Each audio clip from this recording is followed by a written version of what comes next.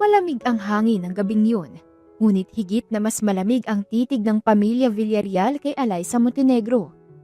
Nakatayo siya sa harap ng magarbong hapagkainan, nanginginig, hindi dahil sa lamig, kundi dahil sa bigat na kanyang nararamdaman. "Ano bang iniisip mo, Axel?" Matalim na tanong ni Doña Elvira, ang ina ni Axel. "Isang kasambahay? Gusto mong pakasalan ng isang katulad niya?" Napayuko si Alyssa, pinipigilang tumulo ang kanyang luha.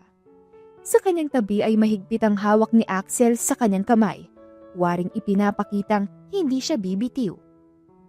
Mahal ko siya, ma. Hindi estado ng buhay ang mahalaga, kundi kung paano niya ako napapasaya. Matatag na sagot ni Axel. Mahal, alam mo ba kung ano mahalaga, Axel? Ang pangalan natin, ang reputasyon natin. Singit ni Don Gregorio, ang ama ni Axel. Hindi mo maaaring ipagpalit ang lahat ng to para sa isang babaeng walang pangalan at walang maipagmamalaki. Hindi na napigilan ni Alyssa ang luhang kanina pa nagbabadya. Matagal na niyang alam na hindi siya gusto ng pamilyang Villarreal. Ngunit hindi niya inaasahan na ganito kahapdi ang marinig ito sa harap mismo ni Axel. "Kung mahal mo siya, Axel, umalis ka sa pamamahay na to!" Dagdag ni Doña Elvira. "O kaya, manatili ka, pero putulin mo na ang anumang relasyon mo sa babaeng yan!" Napalunok si Axel. Alam niyang mahal niya si Alyssa, pero kaya ba niyang iwan ang buhay na meron siya? Ang kanyang pamilya, ang komportableng buhay, ang pangalan niyang iginagalang sa lipunan. 1 minuto, 2, 3. Binitawan ni Axel ang kamay ni Alyssa. Tila bumagsak ang mundo ni Alyssa. 1 segundo pa lang ang lumilipas mula nang bumitiw si Axel, pero pakiramdam niya'y kay tagal na niyang naghihintay sa susunod itong sasabihin.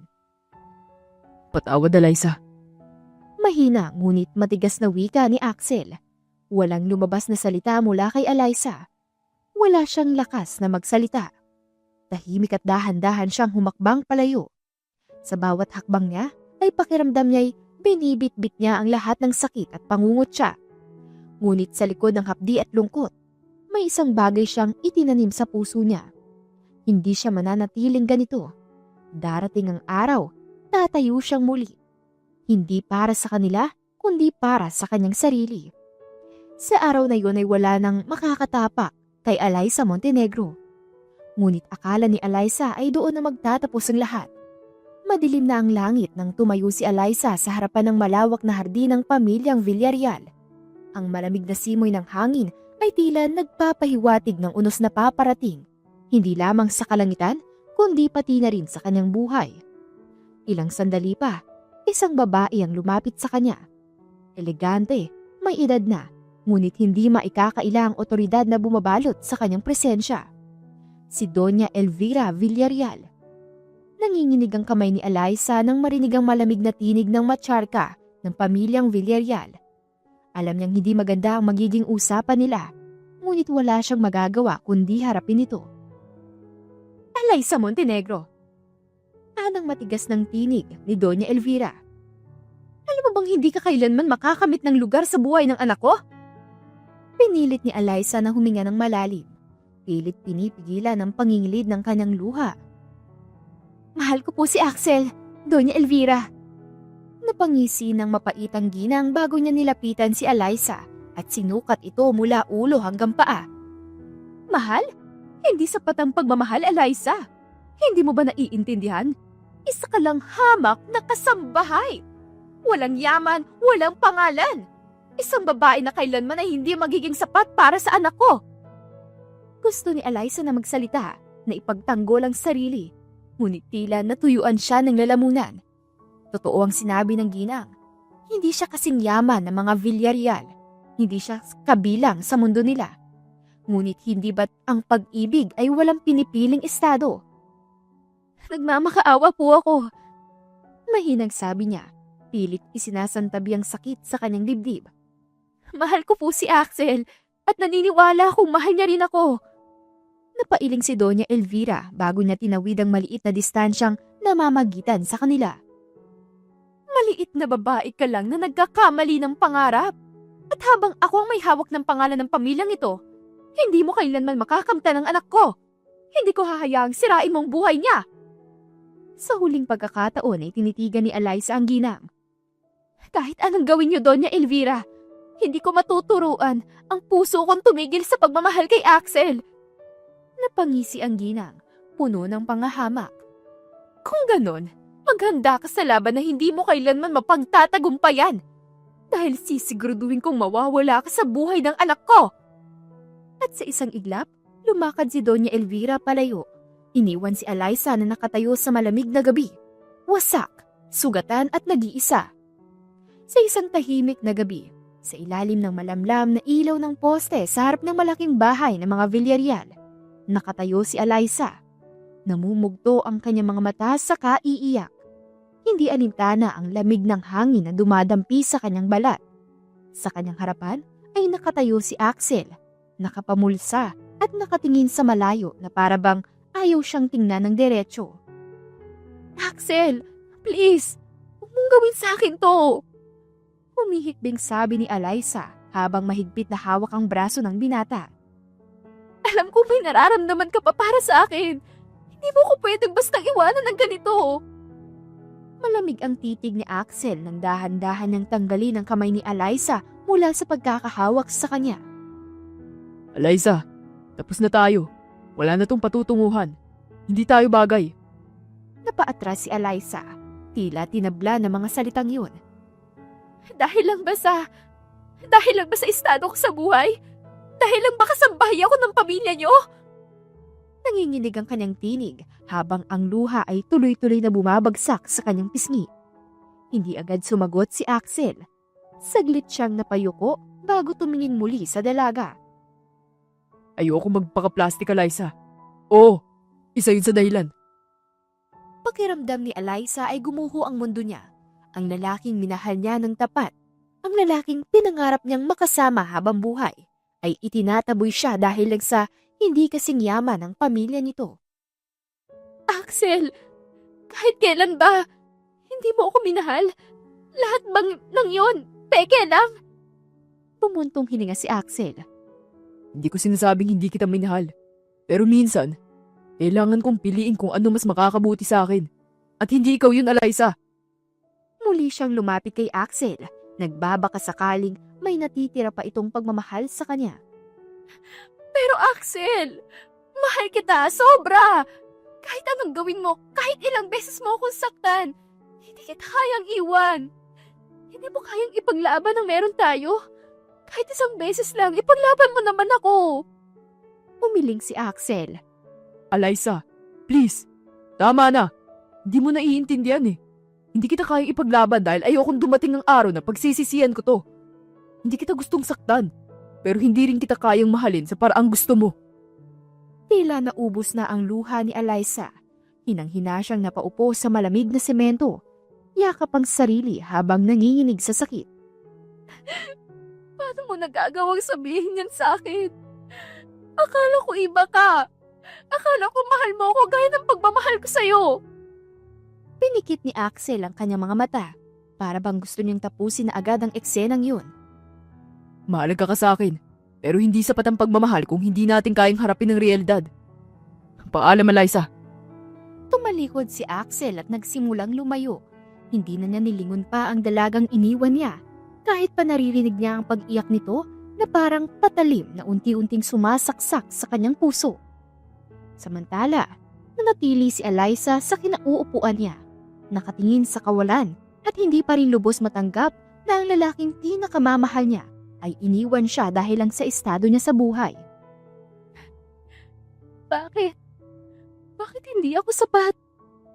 Mahina niyang tanong sa hangin, ngunit walang sumagot. Tanging ang malamig na simoy ng hangin at ang luhang niyang patuloy na bumabagsak ang naging kasagutan sa kanyang pusong durog na durog. Tahimik ang gabi. Tanging ang may hinanghikbi lamang ni Eliza ang maririnig sa loob ng kanyang maliit na kwarto. Nakatayo siya sa harap ng luma at may lamat na salamin, nakatingin sa sarili, sa kanyang namamagang mata at sa nanginginig niyang labi. Ganito na lang ba ako palagi? Bulong niya sa sarili, nanginginig ang boses. Habang buhay na lang ba akong magiging kawawa? Dahan-dahan niyang hinaplos ang pisngi niyang basa ng luha. Pilit na kinukumbinsi ang sarili na may dahilan ng lahat ng sakit na nararamdaman niya ngayon. Hindi nila gusto dahil isa lang akong kasambahay. Napahagulhol siya. Mahigpit niyang niyakap ang sarili. Para sa kanila, wala akong halaga. Napaupo siya sa sahig. Niyakap ang kanyang tuhod at hinayaan ng luhang bumagsak ng malaya. Ilang taon ba niyang inisip na sapat na ang pagmamahal nila ni Axel? Ilang beses na ba siyang umasa na kaya niyang baguhin ang tingin ng pamilya nito sa kanya? Ngunit sa huli, siya pa rin ang itinakwil. Pero hindi ko hahayaang dito na lang tumatapos. Pumuntong hininga siya at tumayo habang pinupunasan ng luha. Hindi ako mananatiling mahina. Tumitig siya sa sariling refleksyon, hinigpitan ng pagkakahawak sa kanang dibdib. Alay sa Montenegro, pakita mo sa kanila kung sino ka talaga. Anya, may apoy sa kanyang mga mata. Hindi mo kailangan maging anak mayaman para magtagumpay. Patutunayan mo sa sarili mo na kaya mong tumayo kahit wala sila. At yun ang simula. Sa kabila ng sakit ay nagsumikap siya at nagtrabaho ng gusto. Pinasok niya ang mundo ng negosyo. Nag-aral habang nagtatrabaho. Tiniis ang bawat pangmamaliit at pangungot siya. Naging alipin ang kanyang pangarap at hindi sumuko kahit ilang beses siyang nadapa. Ngayon, 5 taon matapos ang gabing yun, nakatayo siyang muli sa harap ng salamin pero ibang-iba na. Hindi na siya ang dating Alyssa Montenegro na umiiyak at nagmamakaawa. Siya na ngayon ang CEO ng Montenegro Empire, isa sa pinakamalaking kumpanya sa bansa. Mula sa isang hamak na kasambahay ay isa na siyang babaeng hinahangaan, iginagalang at kinatatakutan. Mukhang malalim ang iniisip mo ah. Pungad ng isang pamilyar na tinig mula sa kanyang likuran. Napangiti siya ng bahagya bago siya humarap dito. Lucas, akala ko hindi ka na darating. Si Lucas Ferrer, ang kanyang business partner at matagal ng kaibigan. Matangkad, maayos ang bihis at may aura ng isang lalaking hindi natititan ng kahit anong pagsubok. Alam kong hindi kita pwedeng hindi siputin. Lalo na kung may mahalagang deal tayong pag-uusapan. Sagot nito habang inaayos ang cufflinks. At saka, gusto ko makita kung paano mo hinaharap ang isang bagong kabanata ng Montenegro Empire. Tumawa siya ng mahina at umiling. Alam mo namang kaya ko, Lucas. Hindi na ako ang dating Alyssa na walang laban. Alam ko naman yun. Sagot ni Lucas saka siya sinulyapan ng may bahagyang ngiti. Pero iba pa rin kapag may kasama kang bumubuo ng mga plano. Napatingin siya kay Lucas at seryosong tumango. Tama ka. At isa ka sa mga dahilan kung bakit malakas pa rin ako ngayon. Nagpalitan sila ng tingin. Kapwa na uunawaan ang mga pinagdadaanan nila sa pagbuo ng Montenegro Empire. Hindi naging madali ang lahat. Pero heto sila ngayon. Matatag, matapang at handang harapin ang hinaharap. Handa ka na ba?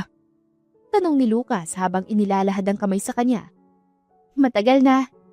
Sagot niya at tinanggap ang kamay nito, sa kasabay silang lumakad palabas ng opisina, handa sa panibagong yugto ng kanilang tagumpay. Nasa isang mamahaling restaurant si Alyssa, nakaupo sa isang private booth habang pinagmamasdan ang lalaking kaharap niya, si Nathan Cruz. Nakangiti ito sa kanya, hawak ang kamay niya sa ibabaw ng mesa. Anong iniisip mo?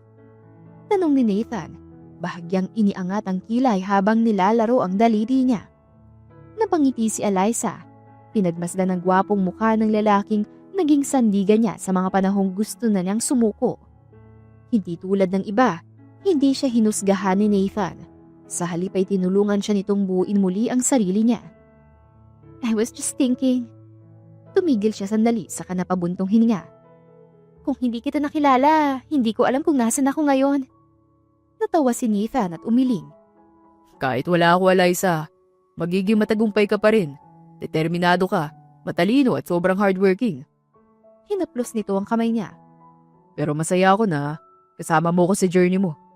I'm so proud of you, love.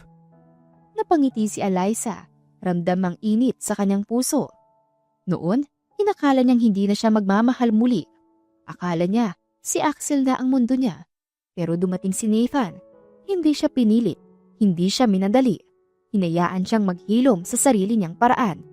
Hanggang sa isang araw ay napagtanto niyang kaya na niyang buksan muli ang puso niya. Kailan mo ako ipapakilala sa mga business partners mo? Nakangising tanong ni Nathan. Napatawa si Eliza. Bakit?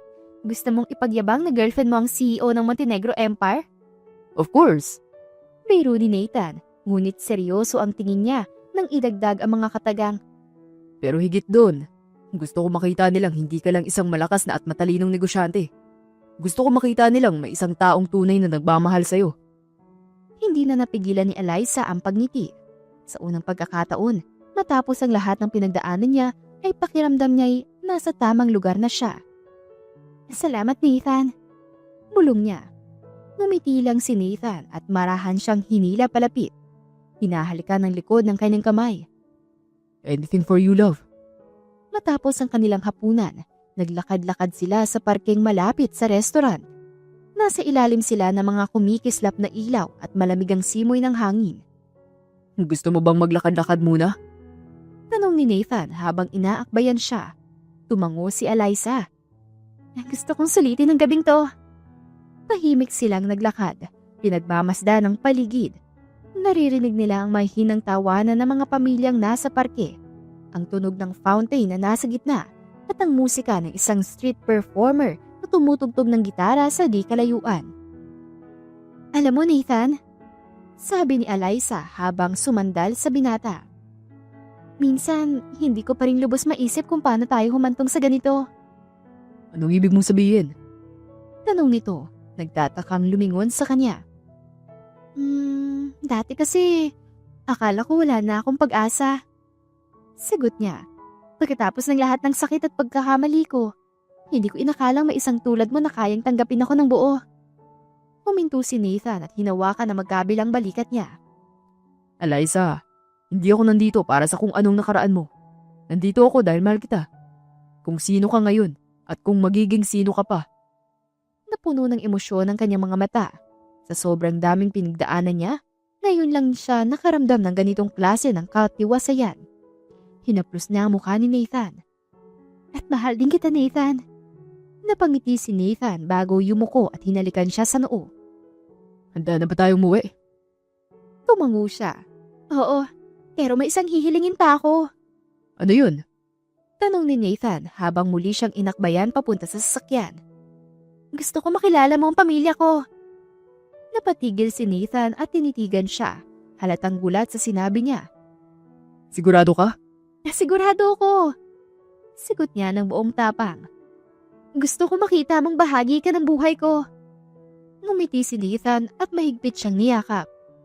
Mahal kita, Eliza. At sa gabing yun, sa ilalim ng mga bituin, alam ni Eliza na ginawa niya ang tamang desisyon. Matapos ang kanilang paglalakad-lakad, ay napagdesisyonan ni Eliza na ipakita kay Nathan na mas personal na bahagi ang kanyang buhay. Hindi marangya ang pamumuhay ng kanyang pamilya. Hindi sila lumaki sa yaman, ngunit pinalaki silang puno ng pagmamahal at respeto.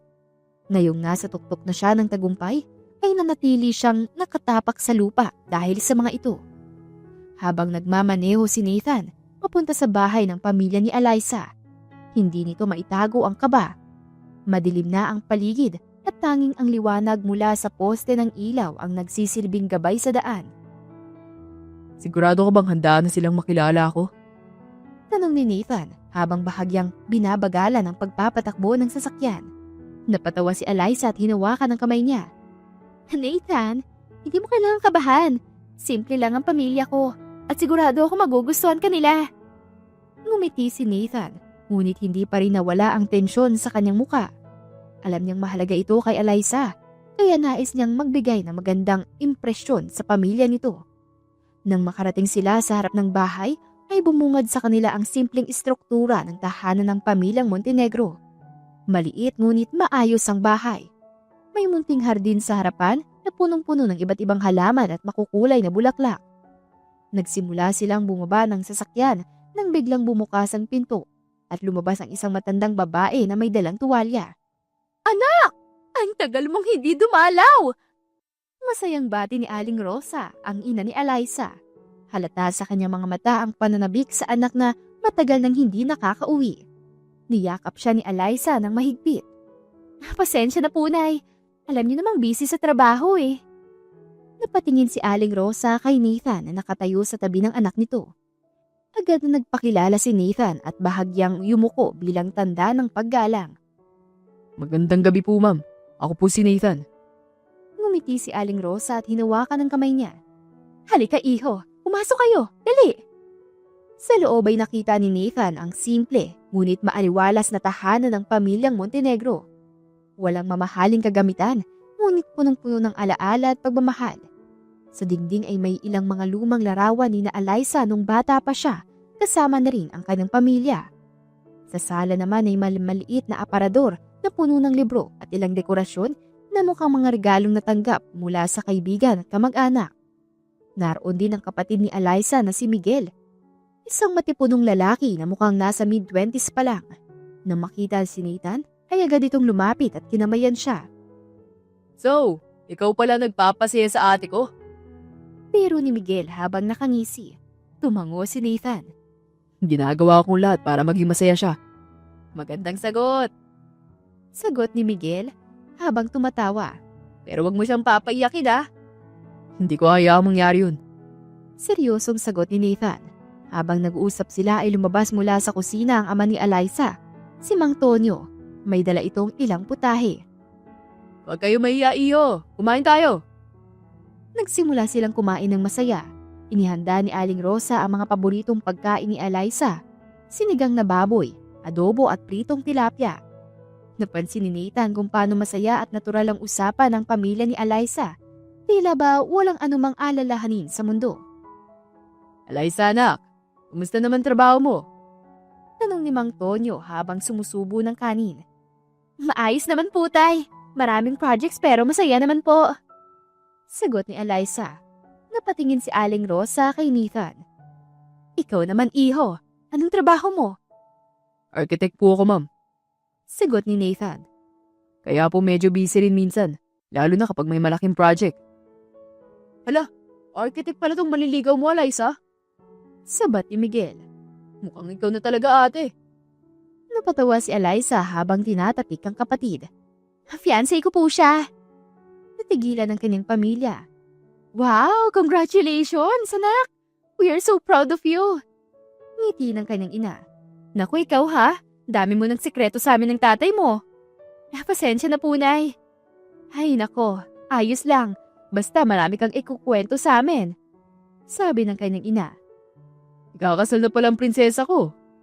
Sabi ni Mang Tonyo. Huwag mong sasaktan ng anak ko ha. Hindi ko sinasaktan yan. Pangako po. Magalang na sagot ni Nathan. Hindi na po yan masasaktan. Hindi ko po hayaan at malaki po ang tiwala ko kay Nathan. Nagkatinginan sina Nathan at Eliza. Kapwa nahiya sa pahayag ni Miguel. Ngunit may kung ano siyang saya sa puso si Nathan nang marinig ang sinabi ni Eliza. Hindi pa ito opisyal na tinatanong, ngunit gusto niyang gawin ito sa tamang panahon. Sa bawat sagot ni Nathan, ramdam ng pamilya ni Eliza ang sincerity niya. Kitang-kita nila kung paano nito titigan si Eliza. Punong-puno ng respeto at pagmamahal. Anak, sabi ni Aling Rosa habang hinahawakan ang kamay ni Eliza. Sobrang proud kami sa iyo, hindi dahil sa yaman mo, kundi dahil nanatili kang mabuting tao. Napangiti si Eliza. Ramdam ang mainit na yakap ng kanyang pamilya kahit hindi sila nagsasalita.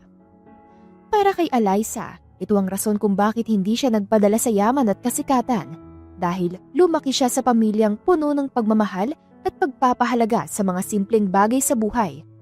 Pagkatapos ng hapunan, lumabas sila ni Nathan upang maglakad-lakad sa maliit na hardin sa harap ng kanilang bahay. Ang malamig na simoy ng hangin ay nagbibigay ng kaaya-ayang pakiramdam at ang mga kuliglig ay nagsisimula ng humuni sa paligid. Ang saya nila. Sabi ni Nathan, tinitingnan ang mga ilaw mula sa bintana ng bahay. Ganyan talaga ang pamilya ko. Sagot ni Eliza. Wala kaming marangyang buhay pero pinili nila ang simple at kontentong pamamahay. Hanga ako sa kanila. Sabi ni Nathan habang hinahawakan ang kamay niya. At mas lalo kitang minahal dahil sa kanila. Napangiti si Eliza at hinigpitan ng hawak sa kamay ni Nathan. Sa gabing yun, alam niyang nasa tamang tao siya.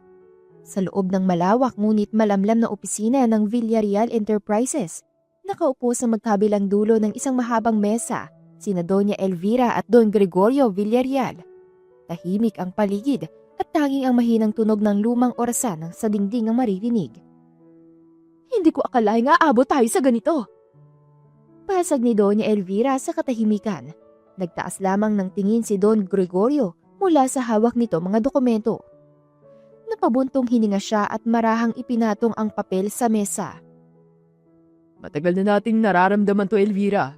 Ang pagbagsak ng kumpanya ay hindi na bago sa atin. Pero ngayon, wala na tayong magagawa kundi tanggapin ang katotohanan.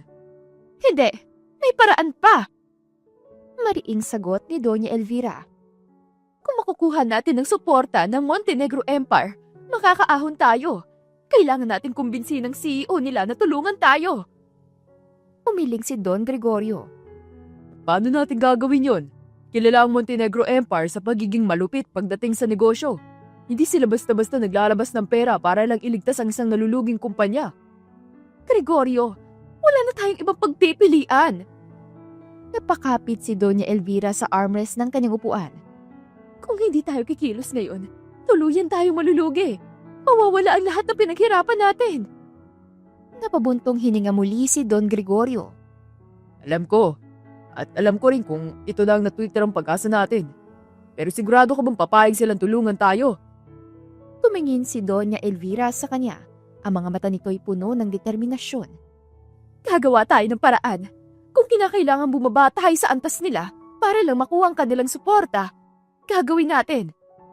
Saglit na katahimikan ang bumalot sa dalawa. Parehong nag-iisip. Parehong tinatanggap ang masakit na realidad ng kanilang sitwasyon. Ilang sandali pa, muling nagsalita si Don Gregorio. Sino nga ulit ang CEO nila ngayon? Narinig ko lang ang balita na may bago nang namamahala sa Montenegro Empire. Isang matigas na ngiti ang lumabas sa labi ni Doña Elvira. Alay sa Montenegro! Napakunot ang noo ni Don Gregorio. Alay sa Montenegro? Parang pamilyar. Biglang nanlaki ang kanyang mga mata nang may mapagtanto siya. Diyos ko, Elvira! Hindi ba yan ang batang dating nagtatrabaho sa atin?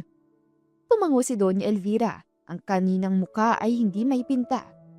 Oo, ang batang inaapi-api natin noon. Ang batang hindi natin binigyan ng kahit na anong pagpapahalaga.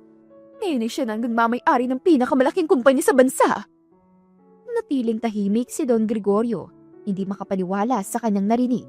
Ang dating hamak na kasambahay, ngayon ay nasa posisyon na, kung saan ay kaya silang wasakin ng walang kahirap-hirap.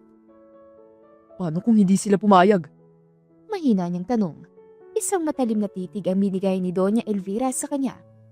Kailangan nating subukan. Wala na tayong ibang mapupuntahan. Natahimik silang dalawa. Kapwa iniisip kung paano haharapin ang multo ng kanilang nakaraan. Ang batang minsan nilang tinapakan na ngayon ay may kapangyarihang pagdesisyonan ng kanilang kinabukasan. Isang buwan ang lumipas, isang marangyang corporate event ang ginanap sa isang 5-star hotel. Puno ito ng matataas na personalidad sa mundo ng negosyo. Maraming negosyante, investors at media representatives. Ngunit ang kanilang atensyon ay nakatutok sa isang babae, si Alyssa Montenegro. Nakasuot siya ng isang eleganteng itim na gown. Simple, ngunit makapangyarihan ang dating. Ang bawat hakbang niya ay may kumpiyansa at bawat tingin ng mga tao sa kanya ay puno ng paghanga at respeto. Pero hindi siya nag-iisa. Sa tabi niya ay nakasuot ng black tuxedo si Nathan. Habang naglalakad sila papunta sa main hall, hindi niya maiwasang marinig ang bulungan ng mga tao. Siya ba yung dating kasambahay lang? Grabe, ibang-iba na siya. Napakalakas ng presensya niya. CEO na siya ngayon ng Montenegro Empire. At teka, sino yung lalaking kasama niya? Ang gwapo ah! Napangiti si Nathan nang marinig yun at bahagyang yumuko kay Alyssa. Mukhang ako ang pinag-uusapan ngayon. Napailing si Alyssa habang natatawa. Dahil lang yan sa suot mong tuxedo. Pagpasok nila sa hall ay isang matandang lalaki ang lumapit. Si Mr. Alcantara, isang kilalang investor. Miss Montenegro, napakagandang makita ka muli. And I must say, you've truly impressed the business world. Ngumiti si Alyssa at magalang na tumango. Thank you, Mr. Alcantara. I just did what I had to do. More than that, you proved them all wrong. Anang matanda sa katumingin kay Nathan. At ikaw, iho, mukhang ikaw ang dahilan kung bakit lalo siyang namumukadkad. Ngumiti si Nathan at mahigpit na hinawakan ang kamay ni Eliza. Isa lang akong tao maswerte na nasa tabi niya. Habang patuloy silang binabati at kinakausap ng iba pang mga business elites, isang pamilyar na tinig ang pumukaw sa atensyon ni Eliza. Eliza? Napalingon siya at doon ay nakita niya si Axel Villarreal. Nagkatinginan sila. Si Axel, bakas sa mukha ang gulat, habang si Eliza ay walang ibang naramdaman kundi kalmadong kumpiyansa. At sa sandaling yun, alam niyang hindi na siya ang dating Eliza na iniwan at itinakwil. Tahimik na nagtagpo ang kanilang mga mata. Sa unang pagkakataon, matapos ang 5 taon, ay nasa harapan muli ni Eliza si Axel Villarreal. Ngunit sa halip na sakit o panghihinayang ang nararamdaman niya, ngayon ay isang tiyak na tagumpay. Si Axel, ang lalaking minsan niyang minahal at iniwan siyang durog, ngayon ay nakatayo sa harap niya at sa unang pagkakataon, ito naman ang nag-aalinlangan. Eliza? Muli nitong tawag sa kanya, may bahid ng pag-aalinlangan at pagkabigla sa boses. Ngunit bago pa man siya makasagot, ay marahang pinisil ni Nathan ang kanyang kamay. Nagpapaalala na hindi na siya nag-iisa. Lumapit ito ng bahagya at inilahad ang kamay kay Axel. Nathan Cruz. Pagpapakilala nito, nakangiti ngunit matalimang titig. Mapapangasawa ni Eliza.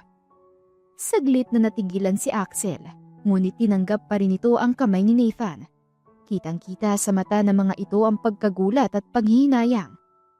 Hindi nakaligtas kay Eliza ang tila pag-igting ng panga ni Axel. Kung dati, ito ang palaging may kontrol sa sitwasyon. Ngayon ay tila hindi nito alam ang sasabihin. Matagal na tayong hindi nagkikita, Axel. Wika ni Eliza sa malamig, ngunit mahinahong tinig. Kumusta? Kumusta? Mahinang ulit ni Axel, parang hindi makapaniwala sa kasyual na paraan ng kanyang pananalita. Eliza, ay... Ngunit bago pa ito makapagpatuloy, isang pamilyar na boses ang pumukaw sa kanilang pansin. Axel! Anak! Lumingon si Eliza at nakita niya ang mga taong pinakamumuhian niya noon, sina Doña Elvira at Don Gregorio Villarreal. Ang mga taong tinaboy siya noon, ngayon ay nakatingin sa kanya na may halong kaba at desperasyon. At sa puntong yon ay alam niya ang gabi ay magiging mas interesante pa. Habang lumalapit sina Doña Elvira at Don Gregorio, ay naramdaman ni Eliza ang bahagyang paghigpit ng hawak ni Nathan sa kanyang kamay. Ramdam niya rin ang tensyon sa paligid. Ang dating makapangyarihang pamilya na minsang itinakwil siya, ay ngayon ay tila may gustong sabihin at hindi lang basta pakitang tao. Eliza!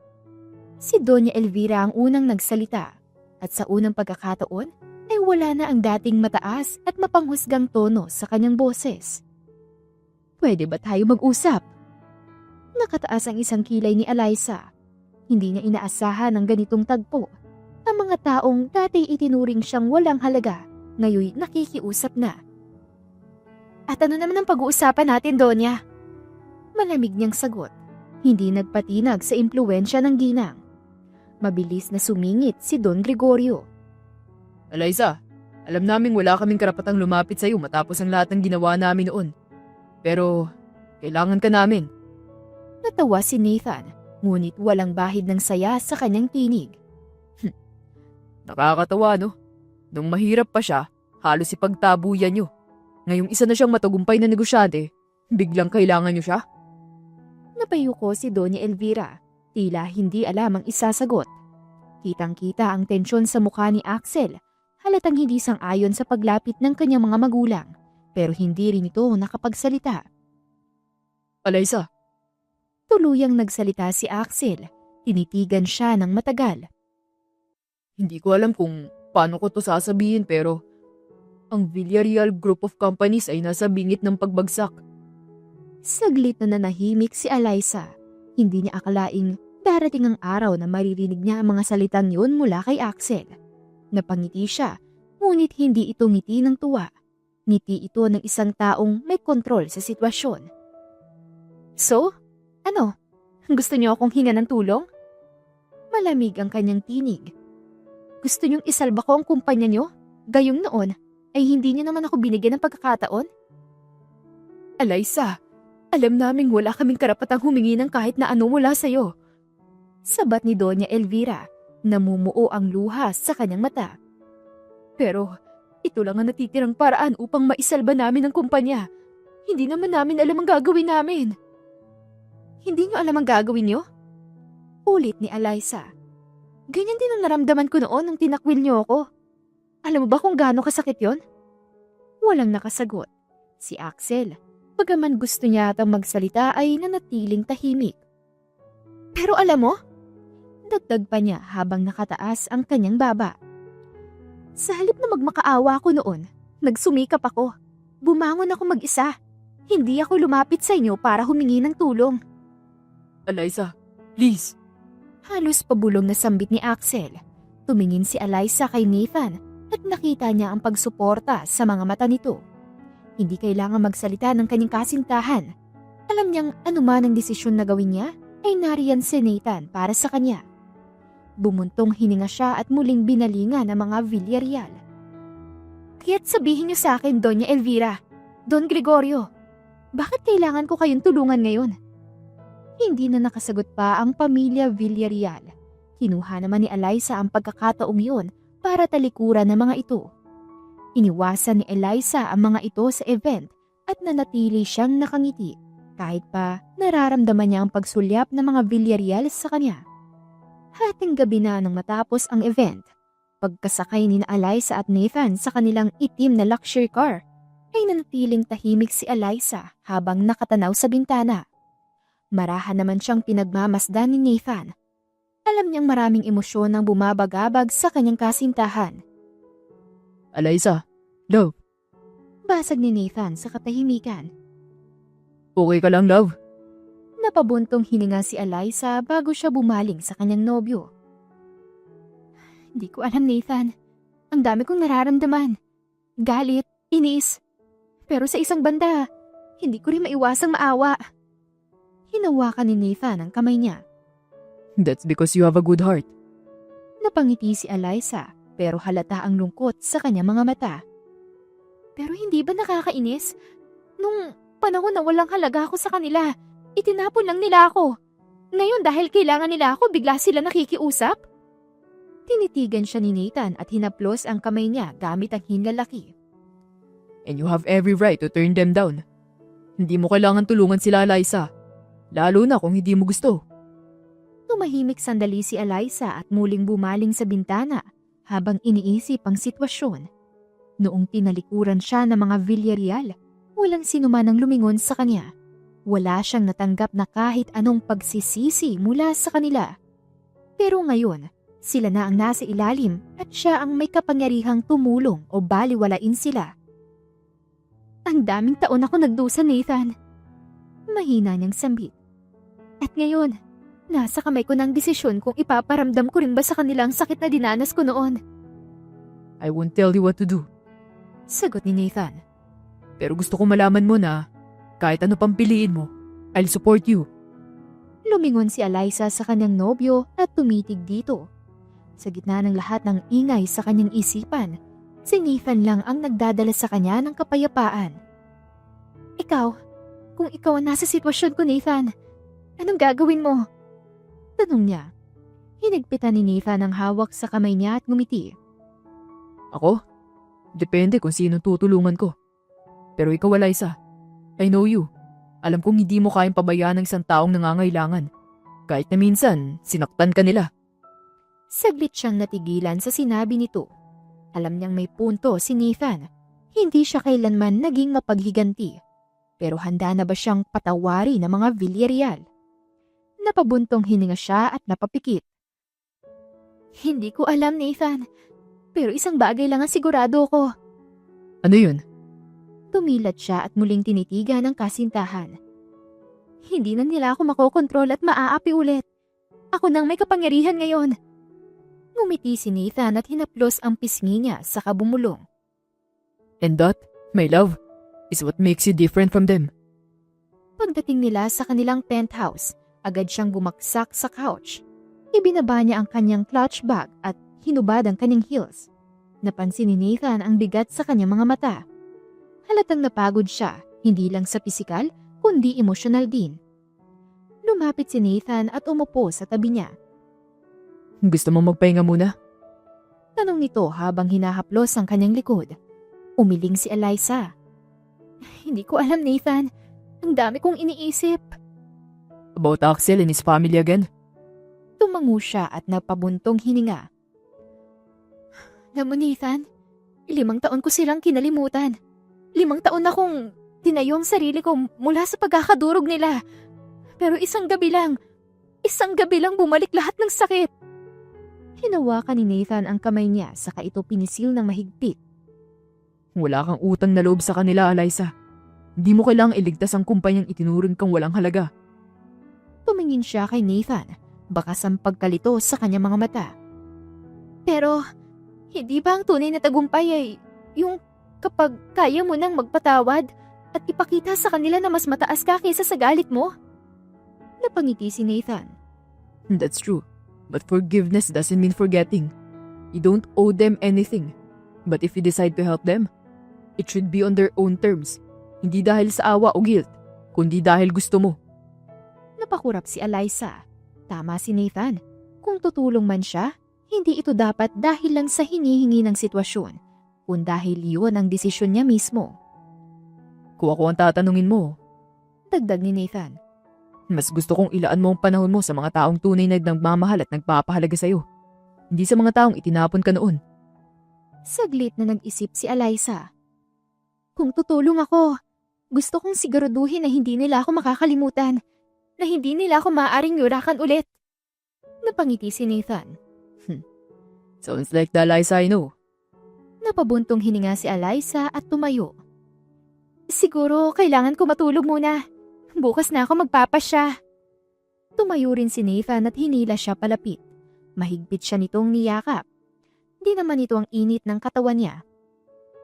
Ano man ang maging desisyon mo, tandaan mong di mo ko kailangan harapin ito na mag-isa. Pulong ni Nathan. Ngumiti si Eliza at tumingala kay Nathan. I know. Thank you for always being there, Nathan.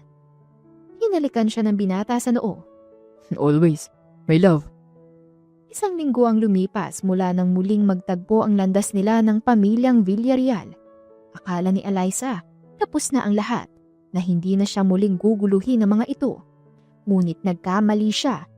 Sa opisina niya, habang abala sa pagre-review ng mga kontrata ay tumunog ang kanyang intercom. Ma'am, may bisita po kayo. Ani ng kanyang sekretarya. Ha? Sino? Tanong niya nang hindi man lang nag-aangat ng tingin mula sa papel na hawak. Sandaling nagkaroon ng katahimikan bago sumagot ang kanyang sekretary.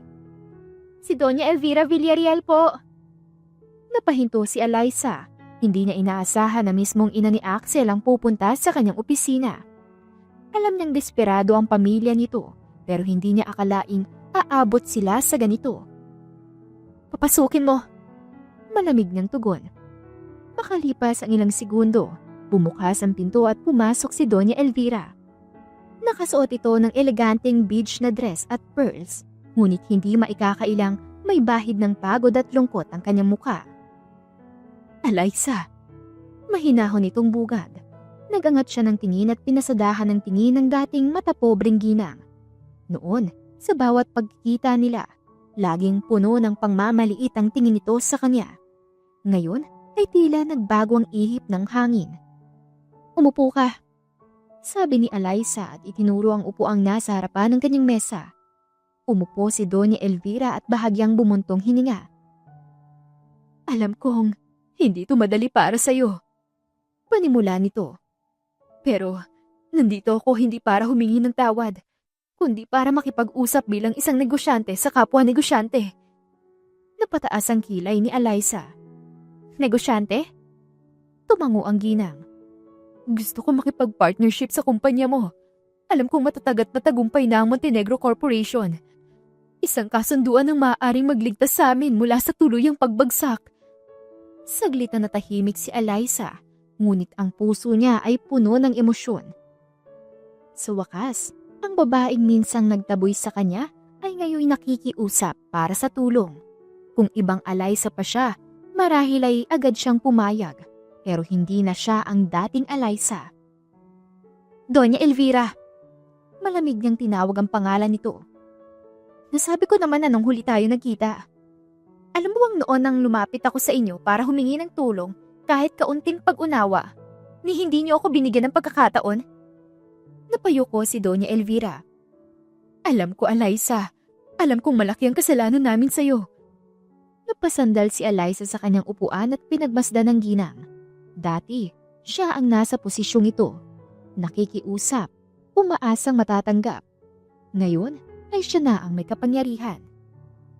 I'm sorry, Donya, pero hindi ako interesado sa partnership na ino-offer mo. Malamig niyang tugon. Nagulat ang ginang. Alyssa, please. Pinutol niya ito. Alam mo kung bakit? Dahil gusto kong maranasan niyo ang sakit na ipinaranas niyo sa akin noon. Gusto kong ipaintindi sa inyo kung paano mapunta sa sitwasyon na walang-wala ka. Kung paano mawala ng halaga sa harap ng isang taong kayang tumulong pero hindi niya ginawa. Napakurap si Doña Elvira. Baka sa mukha nito ang sakit at pagsisisi. Tumayo si Alyssa at tumingin ng diretso sa ginang. Ngayon, kayo naman ang nasa ganitong posisyon. At gaya ng ginawa niyo sa akin noon, tinaatanggihan ko kayo. Hindi na niya hinintay pang sumagot ito. Muli siyang naupo sa kanyang upuan. Nagpapahiwatig na tapos na ang usapan. Wala nang nagawa si Doña Elvira kundi ang tumayo, bitbit ang mabigat na emosyon ng pagkabigo. Nang tuluyang maisara ang pinto ay napabuntong hininga si Alyssa. Sa unang pagkakataon, pakiramdam niya ay nabawi niya ang kanyang dignidad. Makalipas ang ilang oras matapos tanggihan ni Alyssa ang alok na partnership ng pamilyang Villarreal, nanatili siyang tahimik sa loob ng kanyang opisina. Nakatanaw sa malaking bintana na tanawang buong lungsod. Matagal niyang pinapangarap ang araw na ito nang makita silang bumagsak habang siya naman ay nasa rurok ng tagumpay. Dapat ay masaya siya, ngunit bakit may bahid ng bigat sa kanyang dibdib? Nasa malalim siyang pag-iisip nang biglang bumukas ang pinto. Alyssa! Tawag ng pamilyar na boses. Napalingon siya at bumungad ang lalaking hindi niya inakalang muling haharap sa kanya. Si Axel Villarreal. Nanatili siyang nakatayo, hindi natinag sa kanyang pwesto, ngunit dama niya ang pagbilis ng tibok ng kanyang puso. Alyssa, please, can we talk? May bahid ng pagmamakaawa sa tinig ni Axel. Malamig siyang ngumiti. Hindi ba kayo titigil sa kakahanap sa akin? Una, ang ina mo. Ngayon ikaw naman? Humakbang si Axel palapit, ngunit tiningnan siya ni Alyssa ng matalim, dahilan para mapahinto ito. Alam kong galit ka pa rin sa amin, lalo na sa akin. At alam kong wala akong karapatan para lumapit sa'yo. Pero gusto ko lang malaman mo na hindi ko ginusto ang nangyari noon. Napatawa si Alyssa, puno ng hinanakit ang kanyang tinig. Hindi mo ginusto? Axel, hindi mo ako pinaglaban. Hindi mo ako pinuntahan para kamustahin man lang nung tinapon ako ng pamilya mo. Pumikit si Axel. Kita sa mukha nito ang sakit at pagsisisi. I was coward. Alam kong wala akong magagawa para bahuhin ang nakaraan. Pero gusto kong humingi ng tawad. Tumawa ng mapakla si Alyssa. Tama na, Axel. Tama na. Wala ka nang magagawa pa. Hindi na ako yung Alyssa na iniwan mong umiiyak noon. Tahimik na tumango si Axel. I know. And I see that. You've changed. You're stronger now. More powerful. Exactly. Sagot niya. At dahil doon, wala nang dahilan para pag-usapan pa natin ang nakaraan. Saglit na natahimik si Axel bago muling nagsalita. Mahal pa rin kita, Alyssa. Nanigas siya sa sinabi nito. Hindi siya makapaniwala. Matapos ang lahat ng ginawa nito, matapos siyang iwan, may lakas pa itong sabihin yun? Mahal? Ulit niya, puno ng pangungutya ang tinig nito. Axel, masyado ka nang huli. Itinaas niya ang kanyang kamay at ipinakita ang isang eleganteng singsing sa kanyang daliri. ang engagement ring na bigay ni Nathan. Engaged na ako. Madiin niyang sabi. Nakita niya kung paano manlumo ang ekspresyon ni Axel. Kita sa mga mata nito ang sakit. Ngunit hindi na yon problema pa ni Eliza. I'm happy now, Axel. At kung gusto mong bumawi, gawin mo yan sa sarili mo. Dahil ako, matagal na kitang kinalimutan. Hindi na naghintay pa si Eliza ng sagot. Nilagpasan niya si Axel at iniwan itong nakatayo sa kanyang opisina, tulad ng pag-iwan nito sa kanya noon. Mula sa opisina, tumiretso si Eliza sa kondo ni Nathan. Hindi niya alam kung bakit ito kaagad ang kanyang pinuntahan. Ang alam lang niya, gusto niyang makita ito. Gusto niyang marinig ang tinig nito, maramdaman ang yakap nito, at mawala ang bigat sa kanyang dibdib. Pagbukas ng pinto ay bumungad sa kanya si Nathan. Nakasuot lang ng gray na sweatpants at isang simpleng puting t-shirt. Agad nitong napansin ang ekspresyon niya. Love, Lumapit ito at hinawakan ang kanyang pisngi. what happened? Hindi siya sumagot. Sa halip ay mahigpit niyang niyakap si Nathan. Napabuntong hininga siya nang maramdaman ang init ng katawan nito. Niyakap siya ng binata pabalik. Hinahagod ang kanyang likod. Hey, I'm here. Tell me what's wrong. Maya-maya ay bumitiw siya at tiningnan nito sa mga mata. Axel came to my office. Naniga si Nathan. Kita niya ang saglit na pagdilim ng ekspresyon nito, ngunit mabilis ding napalitan ang pag-aalala. And? Tanong nito, maingat ang tono. Sinabi niyang mahal pa rin niya ako. Mahina niyang sagot. Tahimik si Nathan, pero ramdam niya ang tensyon sa katawan nito. Pinagmasdan siya nito. Tinitimbang ang emosyon sa kanyang muka.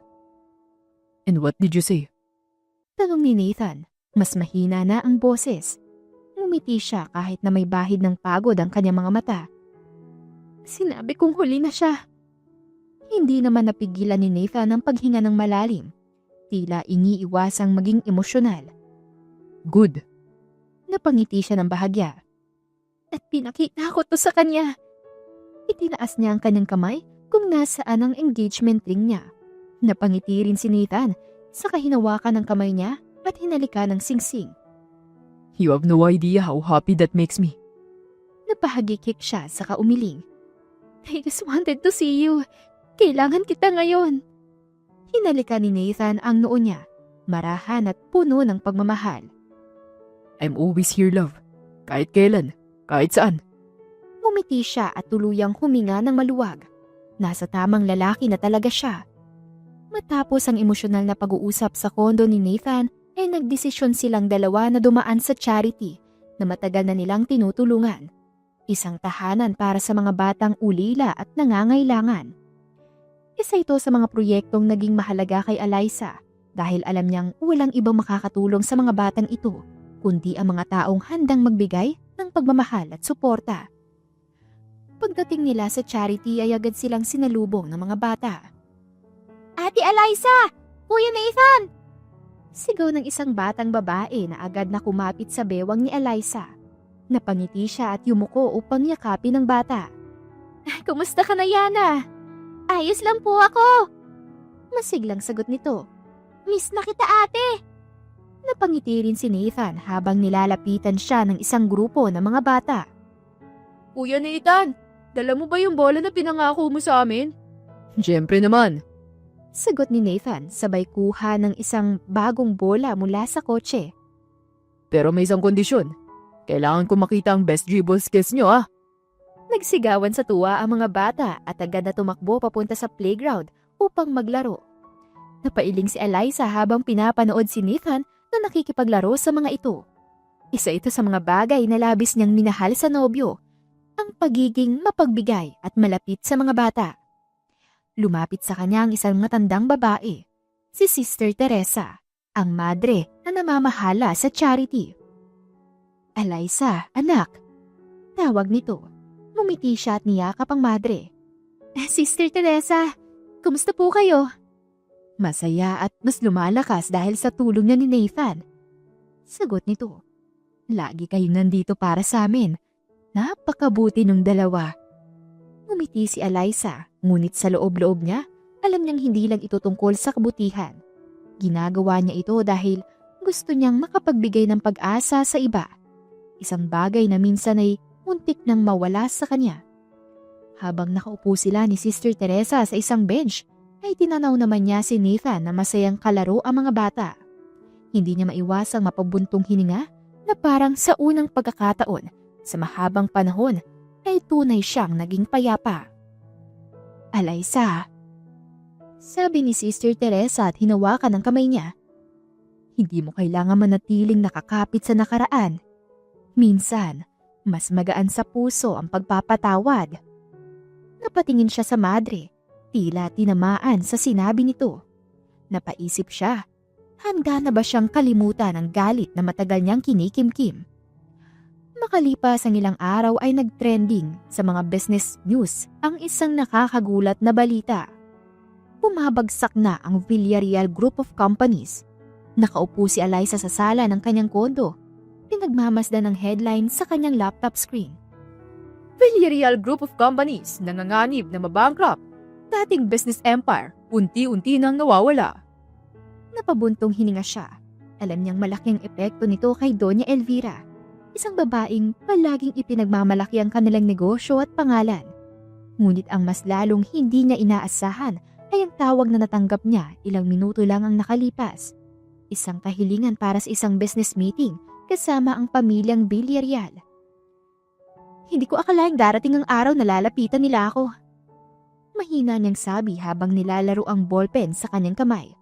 Dahan-dahang lumapit si Nathan at marahang hinawakan ang kanyang balikat. Anong plano mo? Napaisip siya. May parte sa kanya na gustong tanggihan ng mga ito at ipadama rito ang sakit na minsan nilang ibinigay sa kanya.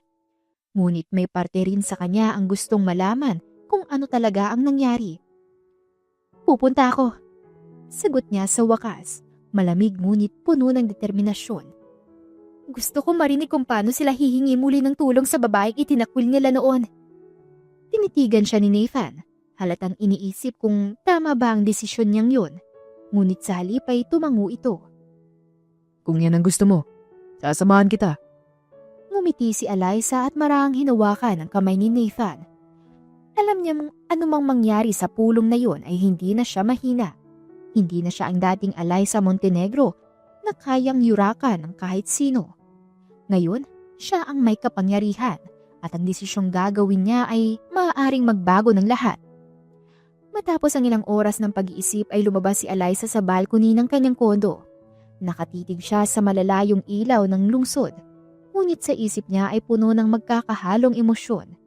Maya-maya lang, lumapit si Nathan at marahang niyakap siya mula sa likod. Lalim ng iniisip mo. Pulong nito. Napabuntong hininga siya. Hindi ko alam, Nathan. May parte sa akin na gustong baliwalain sila. Hayaan sila maghirap tulad ng ginawa nila sa akin noon. Pero bakit parang hindi ako mapalagay? Hinawakan ni Nathan ang kamay niya at hinila siya paupo sa bench. Alyssa, alam kong hindi mo madaling kalimutan ang sakit na pinagdaanan mo. At hindi ko sasabihin maling magalit ka. Hindi ka magiging masamang tao kung may galit ka pa rin sa puso mo. Tumingin siya kay Nathan. Hinihintay ang susunod nitong sasabihin. Pero Alyssa, patuloy ng binata. Hindi mo rin naman mararating ang tunay na kaligayahan kung may dinadala ka pang sama ng loob.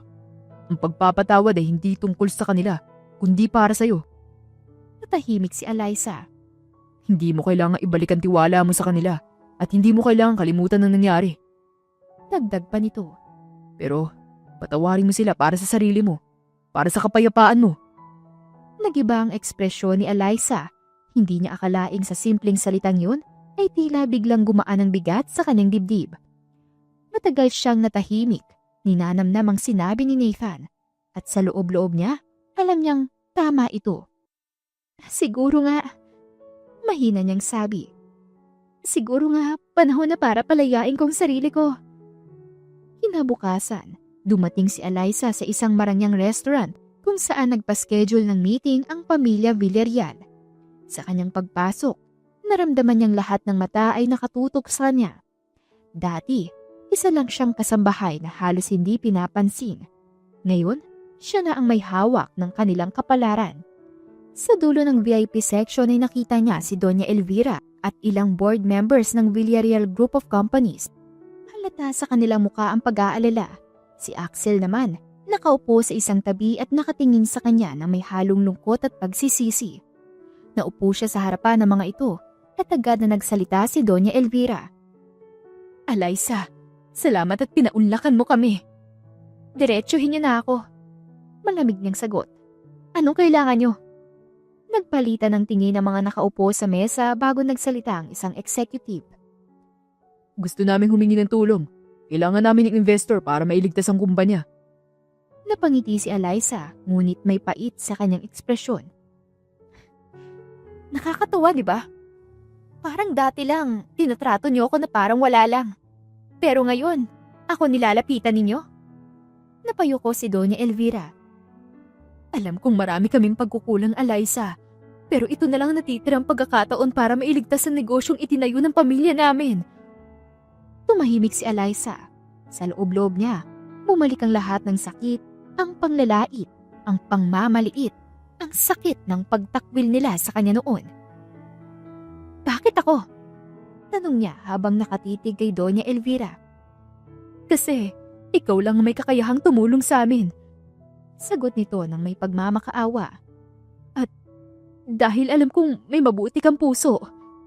Muling sumagi sa isip niya ang sinabi ni Nathan na hindi niya kailangan lumimot at magpatawad siya para sa sarili niyang kapayapaan. Huminga ng malalim si Alyssa at itinapon ang huling pagdadalawang isip. Tumingin siya sa mga kausap, diretso at puno ng kumpiyansa. May desisyon na siya. Tahimik ang paligid. Kahit na nasa isang marangyang restaurant sila, ay para bang walang ibang tao sa silid na yon maliban sa kanila. Ang dating makapangyarihang pamilyang Villarreal, ngayon ay nakaupo sa harapan ni Alyssa, nangihina at halatang hindi na sila ang dating maimpluwensyang pamilya na minsang minaliit siya.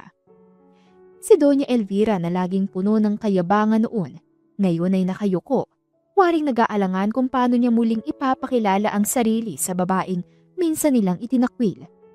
Si Axel naman ay tahimik lamang, ngunit hindi inaalis ang tingin kay Alyssa. Halata sa kanyang muka ang panghihinayang, pati na rin ang pagsisisi. Hindi ito ang eksenang inakala ni Alyssa noon.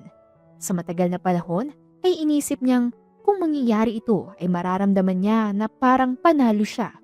Ngunit bakit sa halip na kasiyahan ay tila may kung anong bigat siyang nararamdaman sa kanyang dibdib. Ano ang sagot mo, Alyssa?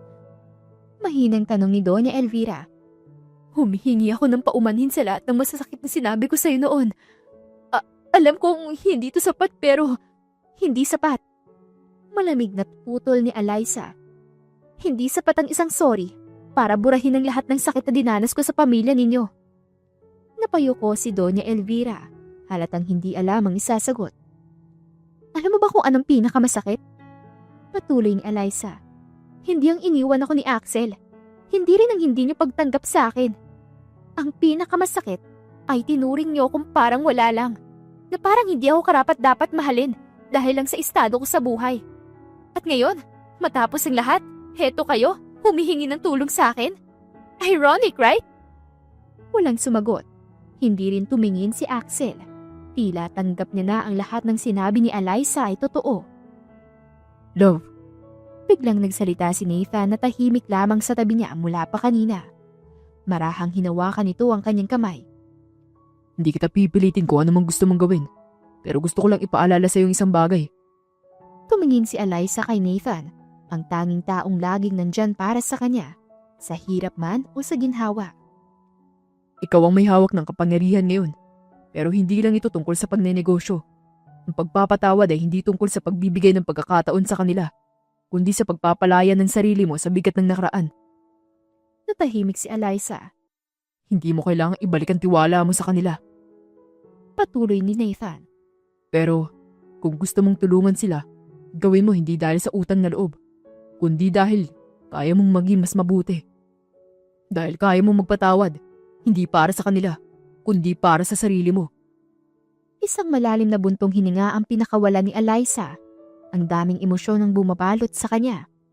Galit, panghihinayang, awa, ngunit higit sa lahat, ang gusto niyang makalaya. Tumingin siya kay Doña Elvira at sa mga board members. Kung tutulong ako ang mamamahala. Walang makikialam sa desisyon ko. At wala akong obligasyong ibalik ang nawala sa inyo. Napatingin ang matriarka sa kanya. Kita sa mukha nito ang gulat at pag-asa. Ibig sabihin, tumango si Eliza. Tutulungan ko kayo, pero hindi bilang utang na loob. Gagawin ko to para sa akin. At dahil kaya ko magpatawad at hindi dahil hinihingi nyo to. Doon bumagsak ang luha ni Doña Elvira. Salamat, Eliza. Wala kang ideya kung gaano ito kahalaga para sa amin. Hindi sumagot si Eliza. Sa halip ay hinawakan niya ang kamay ni Nathan. Alam niyang hindi ito madaling proseso, pero ito ang tamang desisyon para sa kanya. Para sa kanyang kapayapaan. Makalipas ang 1 linggo, ay opisyal nang nag-take over si Eliza sa Villarreal Group of Companies. Ipinatawag niya ang lahat ng empleyado at inilahad ang bagong direksyon ng kumpanya. Alam kong marami sa inyo ang natatakot sa pagbabagong to. Panimula niya habang nakatayo sa harapan ng conference hall. Pero isang bagay lang ang gusto kong ipaalala. Hindi tayo susuko. Gagawin natin ang lahat para maibangon ang kumpanyang to. Hindi dahil sa pangalan nito, kundi dahil sa mga taong nagtatrabaho rito na umaasa sa atin. Mula sa gilid ng silid ay nakita niya si Axel na nakaupo sa isang upuan. Tahimik lang itong pinagmamasdan siya. Ngunit sa unang pagkakataon, hindi na siya nakaramdam ng pait. Hindi na siya galit. Sa halip, ay bahagyang awa siyang naramdaman para sa dating kasintahan. Lumapit ito sa kanya pagkatapos ng meeting. Eliza, hindi ko alam kung paano kita pasasalamatan. Tumango lang siya. Hindi ko to ginagawa para sa'yo, Axel. Ginawa ko to para sa akin. Para makalaya ako sa nakaraan. Napangiti si Axel, bagamat may lungkot sa kanyang mga mata. Alam kong hindi ko to bago nangyari noon. Pero salamat pa rin. Hindi nagsalita si Eliza.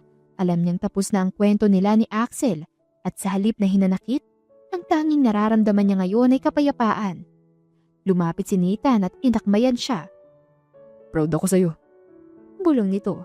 Hindi dahil sa tinulungan mo sila, kundi dahil pinili mong magpatawad. Sa unang pagkakataon ay ngumiti si Eliza nang may tunay na kaligayahan. Oo, at ngayon panahon na para isulat ko ang bagong kabanata ng buhay ko, ng buhay natin. Habang naglalakad sila palabas ng restaurant ay ramdam ni Eliza ang gaan sa kanyang puso. Wala na ang galit, wala na ang sakit. Ang natitira na lang ay isang bagong simula. Ang isang hinaharap na puno ng pag-asa.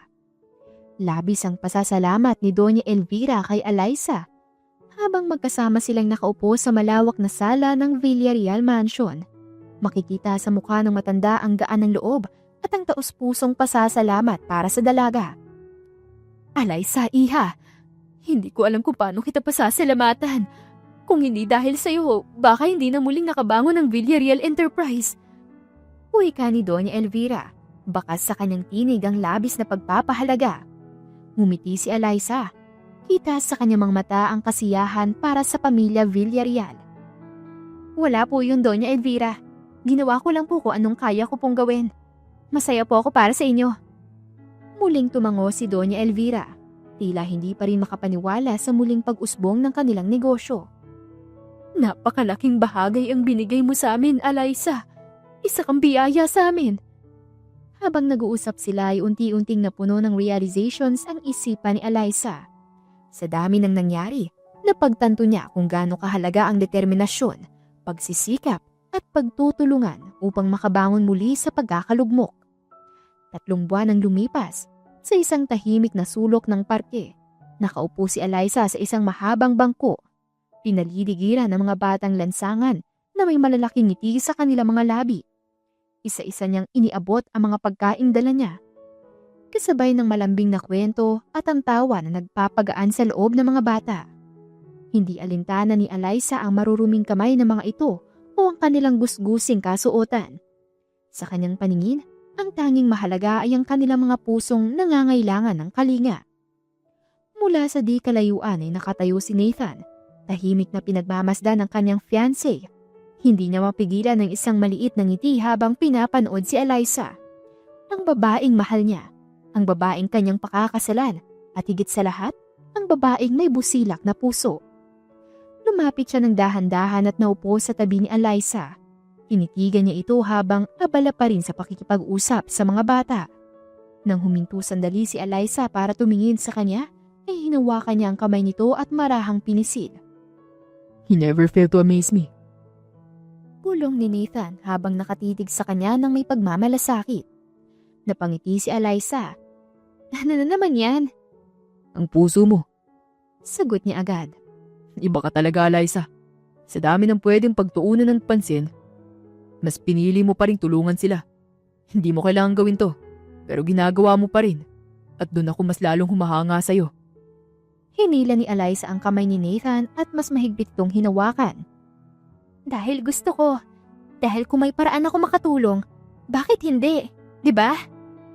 Nakangiti siyang tinitigan ni Nathan, puno ng pagmamalaki at pagmamahal. At doon ko lang nasigurado na ikaw na talaga ang tamang babae para sa akin. Bumakas ang bahagyang pamumula sa pisngi ni Eliza, pero hindi niya maitago ang saya sa kanyang muka. Sa bagay, engaged na tayo. Wala ka nang kawala. Napatawa si Nathan at hinaplos ang pisngi ng kanyang fiancé. Kahit kailan, hindi ko naman ginustong makawala ka. Dahil sa'yo, natutunan ko ang pagmamahal, hindi lang tungkol sa pagiging masaya, kundi pati na rin sa pagiging mabuti. Sa pagitan ng tawanan ng mga bata at ng malamig na hangin ng dapit hapon, nagpalitan ng matamis na titig sina Nathan at Eliza. Sa sandaling yun, alam nilang pareho na hindi lang pag-ibig ang naguugnay sa kanila. Tunay ang pangarap nilang magkasamang gumawa ng mabuti sa mundo. Habang patuloy na naglalaro ang mga bata sa paligid, ay hindi maalis ni Nathan ang tingin niya kay Eliza. Kitang-kita sa mga mata nito ang pagmamahal at dedikasyon sa ginagawa. Sa tuwing may kita niya ang mga batang tumatawa at yumayakap kay Eliza, lalo siyang napapaisip kung gaano siya kapalad na siya ang pinili nito. Huwag mo nga akong titigan ng ganyan. Biro ni Eliza. Siniko siya ng mahina habang inaabot ang isang kahon ng gatas sa isang batang babae. Baka matunaw ako niyan eh. Napangisi si Nathan at sinapo ang baba na parang nag-iisip. Matagal ka nang natunaw sa puso ko, Eliza. Naks naman, akala mo naman hindi mo ako sinagot agad nung nag-propose ako sa'yo. Natatawang sagot ni Eliza sa kabahagyang kinurot ang pisngi ni Nathan. Siyempre, ganun kita kamahal, no? Wala nang patumpik-tumpik pa. Inilagay ni Nathan ang braso niya sa likuran ng kanyang fiancé. Hinayaan lang itong sumandal sa kanya. Pero siyempre, Eliza, mas lalo kitang minamahal araw-araw dahil sa puso mo, sa kung paano ka magmahal ng hindi lang para sa akin, kundi para na rin sa iba. Nakibit balikat si Eliza. Ikaw rin naman, Nathan. Hindi lang ako. Nandito ka rin. Hindi mo ako iniwan. Hindi mo sinabing, sayang na lang oras natin sa ganito.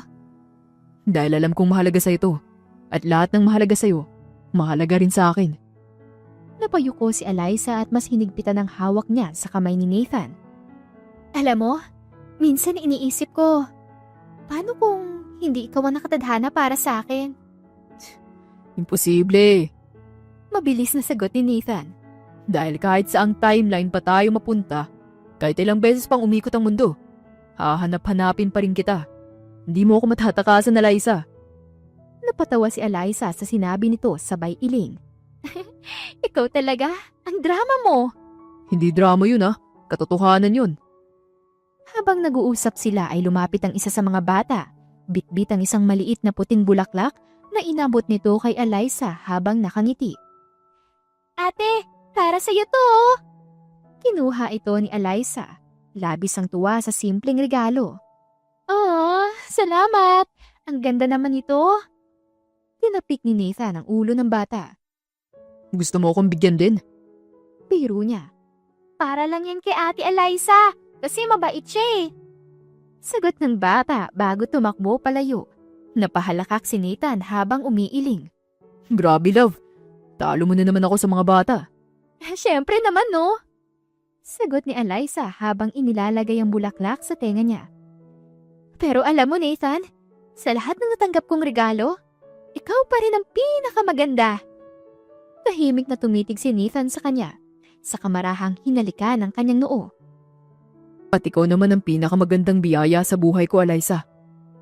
Sa ilalim ng papalubog na araw, habang pinapanood nila ang mga batang masayang naglalaro, alam nilang pareho ang pagmamahalan nila ay hindi lang tungkol sa kanilang dalawa, kundi sa kung paano nila ito ibahagi sa iba. Kinabukasan, sa loob ng isang pribadong cafe sa Maynila, nakaupo si Eliza sa isang mesa malapit sa malaking bintana. Pinagmamasda ng mga ilaw ng lungsod na kumikinang sa gabi. Sa harap niya ay si Axel Villarreal, ang lalaking minsang minahal niya ng buo. Ngunit siya ring unang nagwasak sa kanyang puso. Tahimik ang binata, halatang kinakabahan. Noon pa man ay sanay na si Axel sa pagiging lagi niyang nasa taas. Ngunit sa harap ni Eliza ngayon ay ramdam niya ang kanyang pagiging maliit. Hindi lang dahil sa tagumpay nito, kundi dahil alam niyang wala na siyang puwang sa buhay ng babaeng minsang iniwan niya. Si Eliza ang unang bumasag sa katahimikan. "Kumusta ka?" Nagtaas ng tingin si Axel. Kita sa mga mata ang pag-aalinlangan. Hindi ko alam kung paano kita haharapin, Eliza. Bahagyang ngumiti si Eliza pero hindi na yon ang dating mahina at puno ng pananabik ng ngiti niya para kay Axel. Hindi ito galit, hindi rin lungkot. Isa itong ngiti ng isang taong matagal nang bumitiw. "Alam ko naman na darating tayo sa ganitong punto." Sagot niya, marahang pinapaikot ang tasa ng kape sa pagitan ng kanyang mga daliri. "Kaya nandito ako, para tuldukan ang lahat ng natitirang tanong, para tapusin ang lahat ng hindi pa natatapos." Malalim ang buntong hininga ni Axel. Eliza, alam kong huli na ang lahat para sabihin ko to. Pero gusto ko lang malaman mo na pinagsisisihan ko ang lahat. Dapat pinaglaban kita. Dapat hindi ako pumayag na mawala ka. Isang mapait na ngiti ang gumuhit sa labi ni Eliza. "Pero pumayag ka." Wala siyang sinisisi. Wala nang sama ng loob sa kanyang tono. Isa lang itong simpleng katotohanan. Ang desisyong ginawa ni Axel noon ay isang bagay na hindi niya lang kayang baguhin. Oo, Mahina nitong sagot. araw-araw ko yung pagsisisihan. Hindi agad sumagot si Eliza. Ilang taon na ang lumipas mula nang iwan siya ni Axel. At sa lahat ng oras na yon, natutunan niyang mahalin ang sarili. Ang sakit na minsang nagpabagsak sa kanya ang siyang naging dahilan ng kanyang pagbangon. At ngayon, heto na siya. Hindi na siya ang babaeng dating pinabayaan. "Axel, matagal na akong bumitiw sa'yo." Pumuntong hininga siya at itinuwid ang likod. "Hindi ko nahahayaan ng nakaraan na kontrolin ako. Hindi ako nandito para isumbat ang lahat ng sakit. Nandito ako para sabihin sa'yo na pinapatawad na kita." Nanlaki ang mata ni Axel. Eliza, "Pati ang pamilya mo. Pinapatawad ko na rin sila." Nagtagpo ang kanilang paningin at sa unang pagkakataon, nakita ni Eliza ang bakas ng bigat na nawala sa mukha ni Axel. salamat. Bulong ni Axel at sa unang pagkakataon ay nakaramdam siya ng kalayaan. Tumayo si Eliza at kinuha ang bag. "Alam kong may taong-tao para sa iyo, Axel. At alam kong hindi ako yon. Huwag mo nang sayangin ang oras sa pagsisisi. Matuto ka, magbago ka." Napangiti si Axel kahit pa may kirot sa kanyang puso. Sana maging masaya ka, Eliza. Ngumiti si Eliza, isang ngiting puno ng kapayapaan. "Masaya na ako, Axel." At sa gabing yun, tuluyan ang isinara ni Eliza Montenegro ang isang kabanata ng kanyang buhay. Paalis siya ng cafe, hindi bilang isang babaeng iniwan at tinakwil noon, kundi bilang isang babae na matapang na humarap sa kanyang nakaraan. Pinili ang kapatawaran at handa ng sumulong sa hinaharap, kasama ang lalaking tunay na nagmamahal sa kanya. Pagkalabas ni Eliza mula sa cafe, malamig na simoy ng hangin. Tila binibigyan siya ng yakap ng kalayaan na matagal na niyang hinahanap. Sa bawat hakbang niya palayo, ramdam niyang mas gumabaan ang kanyang dibdib. Isang kabanata ng kanyang buhay ay tuluyan ng naisara at wala na siyang anumang bitbit na sama ng loob o panghihinayang. Habang naglalakad siya patungo sa kanyang sasakyan ay isang pamilyar na figura ang naghihintay sa kanya. Si Nathan, nakasuot ito ng itim na coat at may hawak na tasa ng kape. Tila walang ibang hinihintay kundi siya. Nang magtama ang kanilang paningin, ay agad na lumambot ang ekspresyon ni Nathan. Agad siya nitong sinalubong. Tapos na? Tanong nito habang iniaabot ang mainit na kape kay Eliza. Kinuha yun ni Eliza at tumango. Oo, tapos na. Hinawakan ni Nathan ang kamay niya at hinila siya palapit. Sigurado ka bang okay ka lang? Napangiti si Eliza. Ramdam niya ang init ng kamay ni Nathan na tila nagsasabing hindi na siya kailanman muling mag-iisa. Okay na okay. Bahagyang tumingin si Nathan sa loob ng cafe kahit hindi na siya makita ni Axel. Alam mo, hindi ko alam kung ano mararamdaman ko tungkol sa pagkikitang to. Selos? Tukso ni Eliza, pilit pinipigilan ng tawa. Hindi naman sa ganun. Sagot ni Nathan sa kahinawakan ng baba na parang nag-iisip. Siguro, kaunting ka ba? Kasi, siya ang unang taong minahal mo ng sobra. Hinawakan ni Eliza ang magkabilang pisngi ni Nathan at pinisilito ng bahagya. Oo, minahal ko nga siya, pero hindi siya ang tamang tao para sa akin. Hindi napigilan ni Nathan ang mapangiti saka siya lumapit kay Eliza upang yakapin ito. At ikaw ang tamang babae para sa akin, Eliza. Sa ilalim ng mga ilaw ng lungsod, sa malamig na simoy ng hangin at sa pagitan ng dalawang pusong matagal nang naghahanap ng kapayapaan, tuluyan nang isinara ni Eliza ang kanyang nakaraan. At sa gabing yun ay nagsimula na ang bago niyang buhay, sa piling ng lalaking tunay na nagmamahal sa kanya. Makalipas ang ilang buwan, lalo pang nakilala si Eliza Montenegro, hindi lang bilang isang matagumpay na CEO, kundi bilang isang leader na may malasakit sa kanyang mga empleyado at sa mga nangangailangan. Sa loob ng Montenegro Enterprises, hindi lang siya kilala bilang isang matapang at matalinong negosyante, kundi bilang isang taong marunong makinig at umunawa. Ang kanyang opisina ay laging bukas para sa sinumang empleyado na nangangailangan ng tulong o payo. Marami na siyang natulungan mula sa simpleng pagdagdag ng benepisyo para sa mga manggagawa hanggang sa pagbibigay ng edukasyon para sa kanilang mga anak.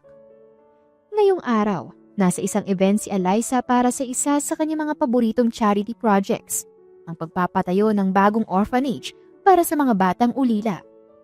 Habang abala sa pag-aasikaso, lumapit sa kanya ang isa sa kanyang mga tauhan, si Carla, isang matagal ng empleyado ng kumpanya.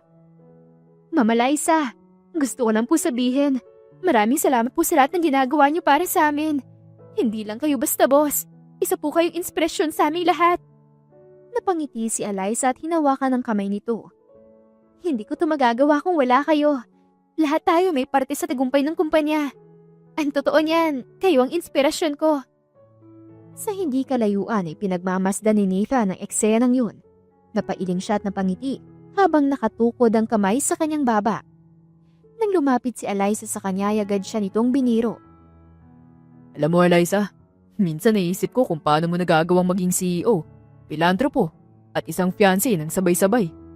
Napatawa si Eliza. Simpleng sagot lang yan, Nathan. Ano? Dahil nasa tabi kita. Sa sagot niyang yun ay napailing si Nathan bago siya nito hinila palapit para sa isang mahigpit na yakap. At habang buhay lang ako nasa tabi mo, Eliza. Habang patuloy ang pagbubukas ng orphanage, habang nakikitang masaya ang mga bata, at habang minamahal siya ng mga taong nasa paligid niya, alam ni Eliza na hindi lang siya matagumpay sa negosyo. Mas lalo siyang naging matagumpay bilang isang tao. Sa araw ng pagbubukas ng bagong orphanage na itinayo sa ilalim ng Montenegro Foundation, puno ng sigla at kasiyahan ng buong lugar. Ang mga bata ay tumatakbo, nagtatawanan at masiglang nakikipaglaro sa mga volunteers. Ang mga bisita, empleyado, kaibigan at iba pang sumusuporta sa proyekto ay hindi maitago ang paghanga sa tagumpay ng advokasyang yun. Nakatayo sa gitna ng bagong itinayong gusali si Eliza, nakasuot ng simpleng white blouse at beach slacks. Pero kahit walang marangyang kasuotan, walang dudang siya ang sentro ng atensyon. Ang kanyang presensya ay puno ng otoridad, pero sa mga mata ng mga batang nasa harap niya, isa siyang anghel na bumaba mula sa langit para bigyan sila ng bagong tahanan. Hawak niya ang mikropono habang nakatingin sa mga bata na nakaupo sa malalambot na upuan, sabik na hinihintay ang kanyang sasabihin. Alam kong hindi madali ang pinagdadaanan ng karamihan sa inyo. Panimula ni Eliza, ang boses niya ay puno ng lambing. Pero gusto kong malaman ninyo na hindi kayo nag-iisa. Narito kami para sa inyo. Ang bahay na ito hindi lang isang gusali. Ito ay tahanan, isang pamilya, isang panibagong simula. Mula sa gilid ay pinagmamasdan siya ni Nathan. Hindi pa rin ito makapaniwala kung paanong ang dating simpleng kasambahay na minamaliit ng iba ay ngayon isa ng haligi ng kabutihan. Siya ay hindi lang isang matagumpay na negosyante, kundi isang babaeng may ginituang puso. Matapos ang kanyang maikling talumpati ay lumapit ang ilang bata kay Eliza. Isa sa kanila ay isang maliit na batang babae, may mahaba at kulok na buhok at hindi pa sanay makisalamuha sa iba. Tahimik itong tumingin kay Eliza, huwaring may gustong sabihin ngunit natatakot. Lumuhod si Eliza sa harapan nito at ipinantay ang kanyang tingin sa bata. Hi, anong pangalan mo? Sofia po. Mahinang sagot ng bata, halos pabulong. Ngumiti si Eliza at inabot ang kamay niya. Sofia, gusto mo bang mag-tour sa bago nating bahay? Dahan-dahang lumabas ang munting ngiti sa labi ng bata. At sa unang pagkakataon, hinawakan nito ang kamay ni Eliza. Sa likod nito ay nagsimula ng magbulungan ng iba mga volunteers dahil alam nilang si Sofia ang isa sa mga batang pinakamatagal nang hindi nagtitiwala sa ibang tao.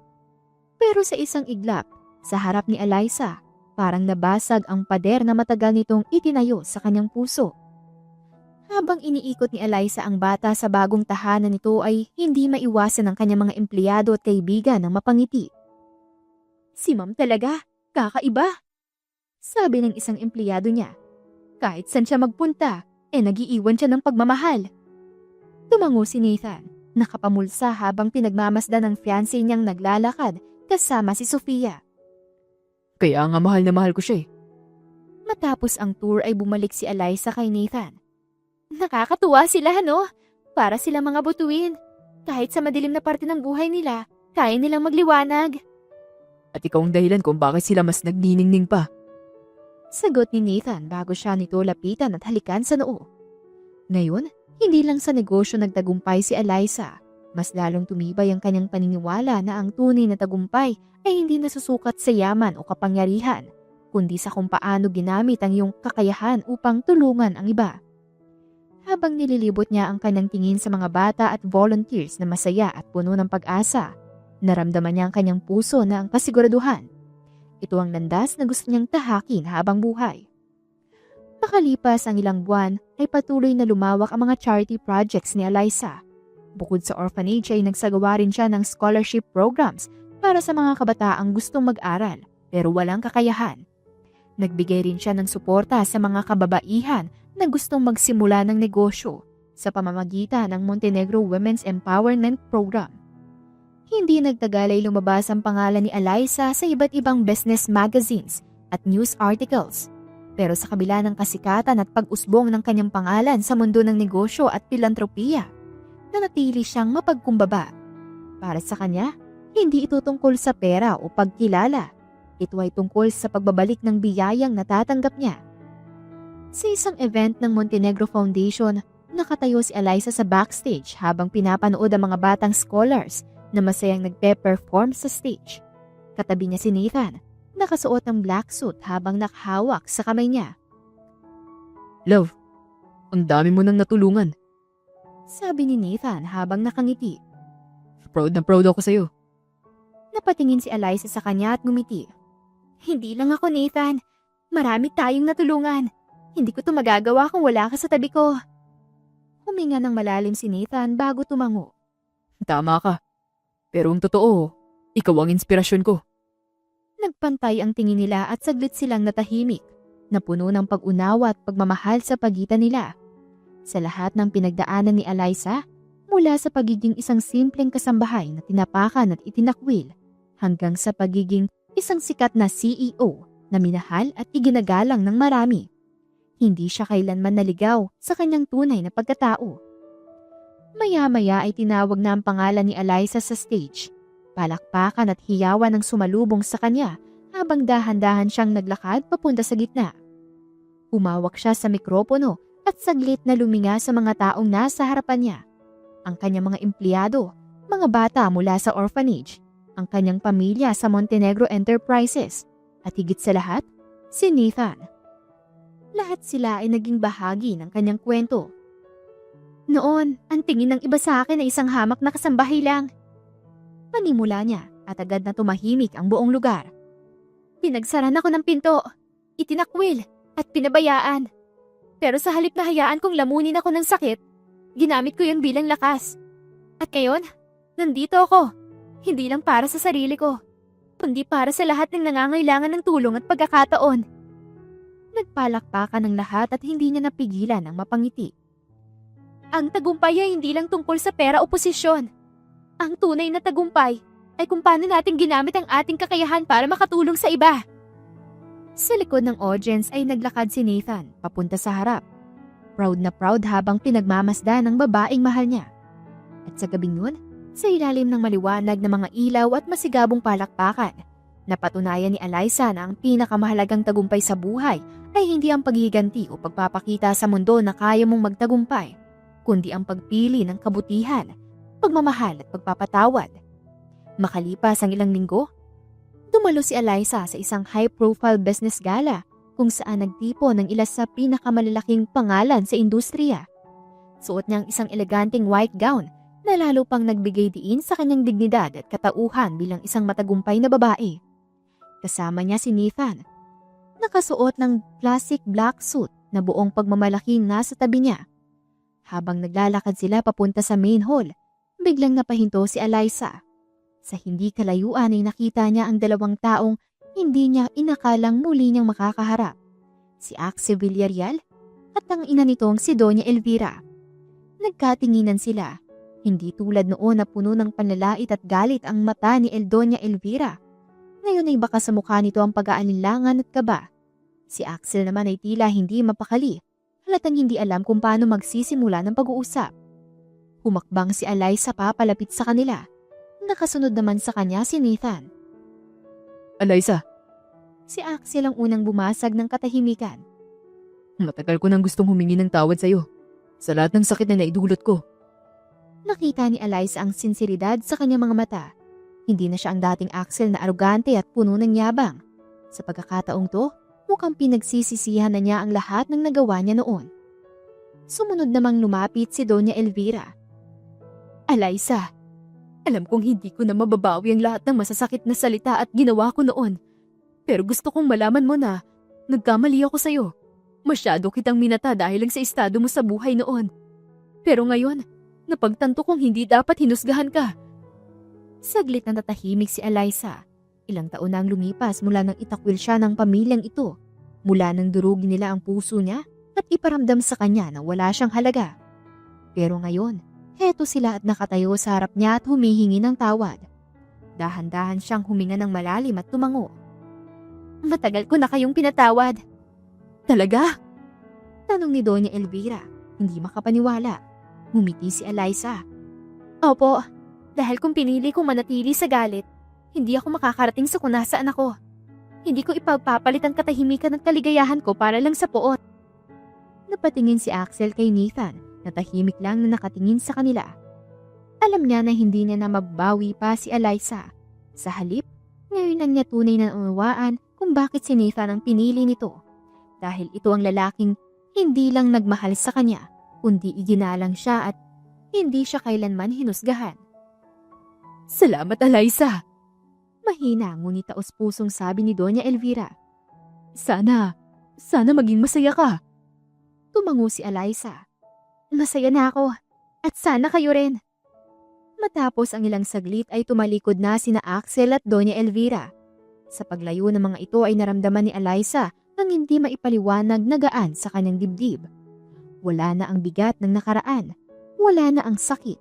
Ang natira na lang ay kapatawaran at kapayapaan. Hinawakan ni Nathan ang kamay niya at bumulong. Proud ako sa'yo, love. Ngumiti siya at tumingin dito. Proud din ako sa sarili ko. Makalipas ang ilang buwan, ay mas lalo pang lumago ang Montenegro Enterprises at ang Montenegro Foundation. Mas marami pang bata ang natulungan at mas maraming kababaihan ang nabigyan ng pagkakataong magsimula ng bagong buhay sa pamamagitan ng kanyang Women's Empowerment Program. Ngayon, hindi na lang siya kilala bilang isang matagumpay na CEO, kundi bilang inspirasyon sa marami. Nakatayo si Eliza sa veranda ng kanyang bagong bahay. Isang eleganteng modern-style mansion na may malawak na hardin. Mula rito ay matatanaw ang isang napakagandang tanawin ng lungsod. Kasama niya si Nathan, na nakasuot lang ng simpleng white polo at slacks. Hawak-hawak ang isang tasa ng kape. "Tahimik dito," sabi ni Eliza habang pinagmamasdan ng paligid. "Masarap sa pakiramdam," Dahil malaya ka na. sagot ni Nathan habang hawak ang kamay niya. Wala nang sakit. Wala nang hinanakit. Wala nang bigat sa puso mo.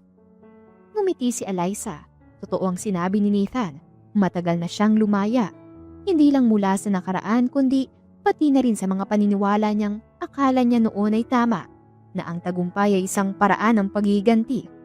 Pero ngayon, natutunan niyang ang tunay na tagumpay ay ang kakayahang magpatawad, magmahal at magbigay. Biglang nagring ang cellphone niya. Nang tingnan niya ito ay nakita niya ang pangalan ng isa sa kanyang mga board members. Tumawag ito upang ipaalam na nanalo siya sa isang prestigyosong award bilang Most Influential Businesswoman of the Year. Ngumiti siya at ibinaba ang tawag. "Panibagong award na naman!" Napailing si Nathan. Hindi na ako nagugulat. Sabi ko naman sa'yo, ikaw ang pinakamagaling. "Hindi naman to tungkol sa pagiging magaling," sagot niya. "Tungkol ito sa pagiging totoo sa sarili mo at sa paggamit ng tagumpay para sa mabuti." Tumayo si Nathan sa harapan niya at hinawakan ang magkabilang pisngi niya. At isa ka sa pinakamabuting taong kilala ko, Eliza. Hindi na siya sumagot. Sa halip ay inabot niya ang kamay ni Nathan at marahang isinandal ang noo niya sa noo nito. Tahimik nilang pinanood ang paglubog ng araw, isang simbolo ng pagtatapos ng isang yugto ng buhay niya at pagsisimula ng panibago. Sa pagkakataong ito, alam ni Eliza na wala siyang dapat patunayan pa dahil sa lahat ng nakuha niya, kayamanan, respeto, tagumpay. Ang pinakamahalaga sa lahat ay ang natagpuan niyang totoong kaligayahan sa piling ng taong walang sawang nagmahal sa kanya. Ang araw na pinakihintay ng lahat ay dumating na. Ang kasal ni na Eliza Montenegro at Nathan Cruz.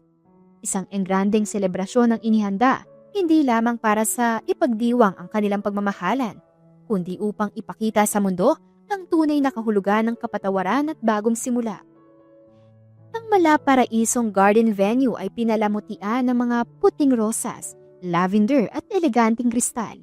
Sa ilalim ng gintong liwanag na lumulubog na araw, naroon ang mga panauhin, pamilya, kaibigan, mga business partners at maging ang ilan sa mga dating empleyado ni Eliza noong nagsisimula pa lamang siya. Ngunit higit sa lahat, imbitado na rin sina Axel Villarreal at ang kanyang pamilya. Isang patunay na sa kabila ng lahat ng sakit ng kanilang idinulot kay Eliza, mas pinili pa rin niyang magpatawad at ipakita ang mga pagmamahal ay hindi kailanman tungkol sa paghiganti kundi sa pagpapalaya ng puso. Nakatayo si Nathan sa harap ng altar, suot ang isang napakagandang itim na tuksido na bumagay sa kanyang postura. Halata ang kaba sa kanyang muka ngunit higit sa lahat ay nangingibabaw ang saya. Kanina pa siya hindi mapakali.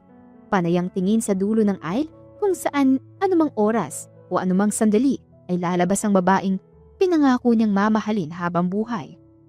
Sa gilid ay nakangiti si Axel habang pinagmamasdan ng dating kasintahan. Hindi na masakit sa kanya ang tanawing ito, bagkus ay ramdam niya ang kapayapaan. Matagal siyang hindi nakapagsalita noong natanggap niyang imbitasyon mula kay Eliza. Hindi niya inakalang magiging bahagi pa siya ng espesyal na araw na ito. Ngunit ngayon, habang nakaupo sa tabi ng kanyang ina ay alam niyang ito ang tamang desisyon. Minsan niyang minahal si Eliza, pero hindi niya ito na ipaglaban.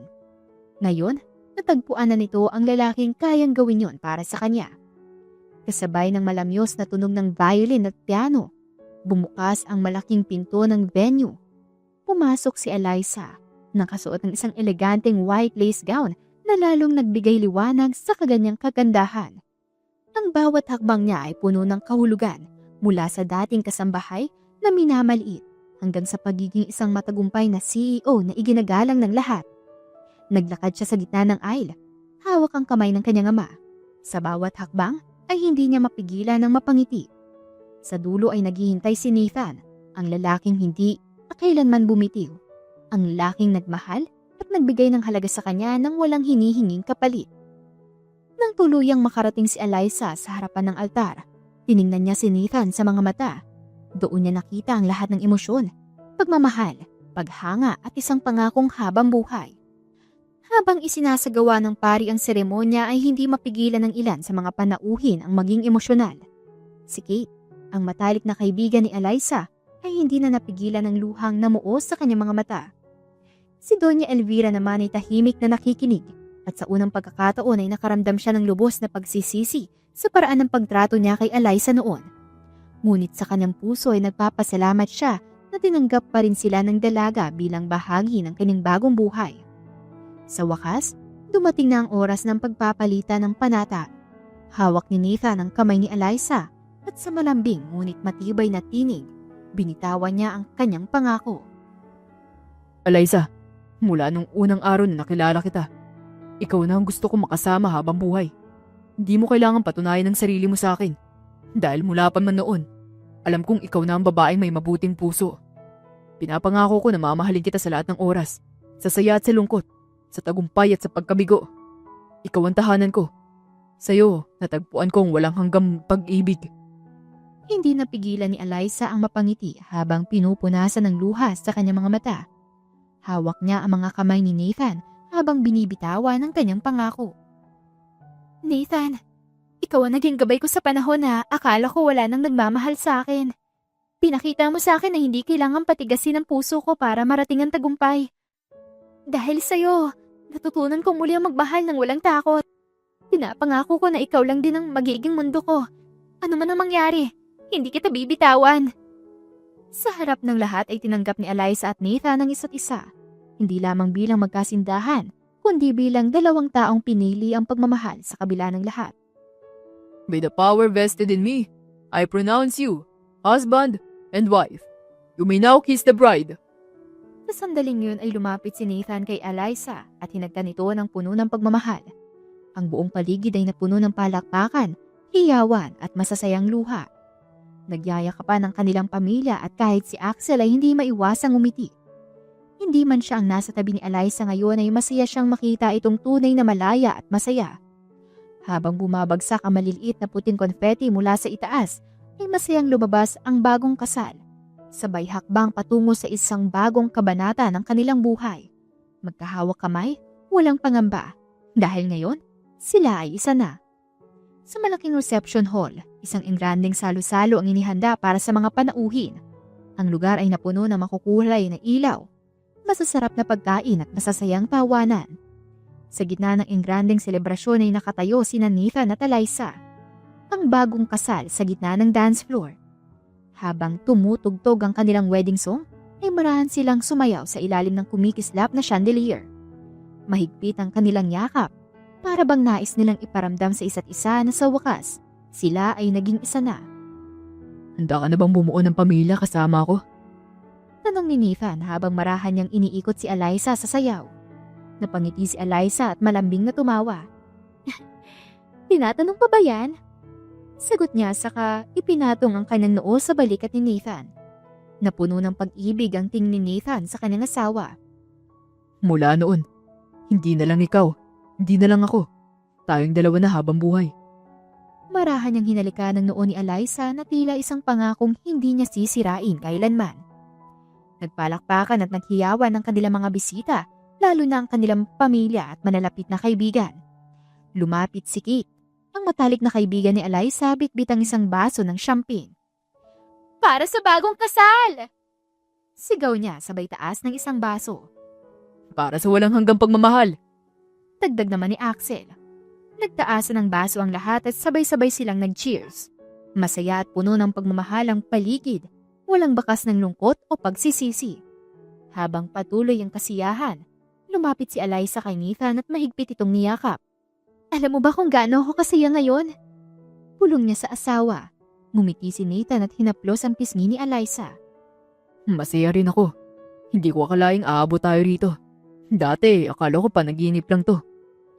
Napangiti si Eliza habang bumabalik sa kanyang alaala ang lahat ng pinagdaanan nila. Ang mga pagsubok, ang sakit at ang pagkakataong muntik na nilang sukuan ng isa't isa. Ngunit heto sila ngayon, magkasama, mas matibay kaysa sa dati. Sa lahat ng pinagdaanan natin, hindi kita iniwan. Dahil ikaw ang gusto kong makasama habang buhay. Sabi ni Eliza, puno ng pagmamahal ang boses. Hinawakan ni Nathan ang kamay ni Eliza at tinitigan ito ng seryoso.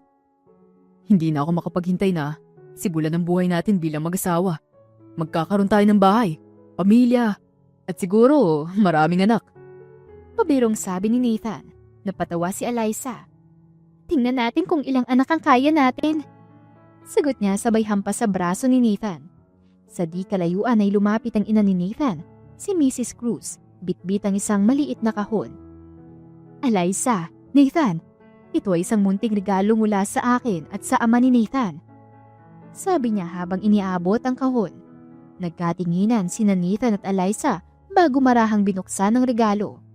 Sa loob nito ay may isang pares ng gintong singsing na may nakaukit na salitang habang buhay. Napaluha si Eliza. Ang ganda po! Maraming salamat! Hinaplos ni Mrs. Cruz ang pisngi ng kanyang manugang. Mahal na mahal ka namin, Eliza. Maging masaya kayong dalawa, ha? Tumango si Eliza at mahigpit na niyakap ang kanyang biyanan. Si Nathan naman ay tinapik ang balikat ng kanyang ama. Salamat pa. Hindi ko po kayo bibiguin. Habang patuloy ang salo-salo, ang ibang mga bisita ay nagsimulang sumayaw. Ang iba naman ay nagpakasaya sa masasarap na pagkain. Hindi nagtagal ay kinuha ni Nathan ang mikropono at tinawag ang atensyon ng lahat. Gusto ko lang pong magpasalamat sa lahat ng nandito ngayon. Sa aming mga pamilya, kaibigan, at sa lahat ng sumuporta sa pagmamahalan namin ni Eliza. Hindi naging madali ang lahat pero nandito kami ngayon dahil sa inyong pagmamahal at suporta. Nagpalakpakan ng mga tao. Si Eliza naman ay lumapit kay Nathan at kinuha rin ang mikropono. At syempre, gusto ko rin pong pasalamatan ng lalaking to. Tinuro niya si Nathan. Dahil minahal niya ako ng totoo at tinanggap niya ako kahit hindi ako perpekto. Napangiti si Nathan at masuyong hinawakan ang kamay ni Eliza. Ikaw ang perpekto para sa akin. Kinilig ang mga bisita sa kanilang matatamis na pahayag. Ang ilan ay nagsimulang sumigaw ng kiss! Kiss! Kaya naman hindi na nagdalawang isip si Nathan na hagka ng kanyang asawa. Muli na namang umalingaw-ngaw ang palakpakan at hiyawan. Habang lumilipas ang gabi, ay nakaupo sina Eliza at Nathan sa kanilang mesa. Pinagmamasdan ang kanilang mga mahal sa buhay na masayang nag-uusap, nagtatawanan. Naramdaman naman ni Eliza ang kamay ni Nathan na dumaan sa kanyang likuran at niyakap siya ng mahigpit. Masaya ka ba? Tanong ni Nathan. Tumango si Eliza at sumandal sa kanya. Oo, sobrang saya. Salamat dahil ikaw ang pinili ko makasama habang buhay. Salamat din dahil pinili mo ko. Sa huling sandali ng kanilang kasal ay hindi lamang isang seremonya ang naganap. Ito ay isang simbolo ng pagpapatawad, pagbabago at walang hanggang pagmamahal. Pinatunayan ni Eliza na hindi ang nakaraan ang uhubog sa kanya, kundi ang mga desisyong ginagawa niya sa kasalukuyan. At sa piling ni Nathan, natagpuan niyang hindi lamang ang pagmamahal, kundi ang tahanan kung saan siya tunay na nababagay. Sa ilalim ng mga milyong bituin, sa gabing yun, nagsimula ang kanilang bagong buhay bilang mag-asawa. Isang buhay na puno ng pag-ibig, pangarap at walang katapusang saya. At dito na po nagtatapos ang kwento ni Nathan at Eliza. Shoutouts naman po tayo sa mga avid listener ng Siren Radio. Shoutout po kay Veronica Briseño, Ichigo Kur. Shoutout kay Gloria Escobar, Romana Gorospe, Maricar Boyles listening po from Coron. Gracia with Love, Kimberly Diana from Hong Kong, Maisla Away, Jennifer Daragay, Raquel Person listening po from Stockholm, Sweden. Isidro Pineda, Edith Serviano listening from Bacolod City, Jenny Kanda, Nesbeth Janaban, Vilma, Belly Navarra listening po from Isulan, Sultan Kudarat, Liz Berito, Angelita Ranario, Mavic Bautista, Zenny Reyes, Agnes Embalsado listening from Vancouver, Canada, and to Josa Villanueva listening po from Saudi Arabia. Maraming salamat po sa inyong patuloy na pagsuporta sa Siren Radio. Sana ay patuloy niyo po kaming suportahan sa mga bagong kwentong ihahatid namin sa inyo. Muli, ako po si Miss Demi at ito ang Siren Radio. Marami pong salamat. Hanggang sa muli. Paalam!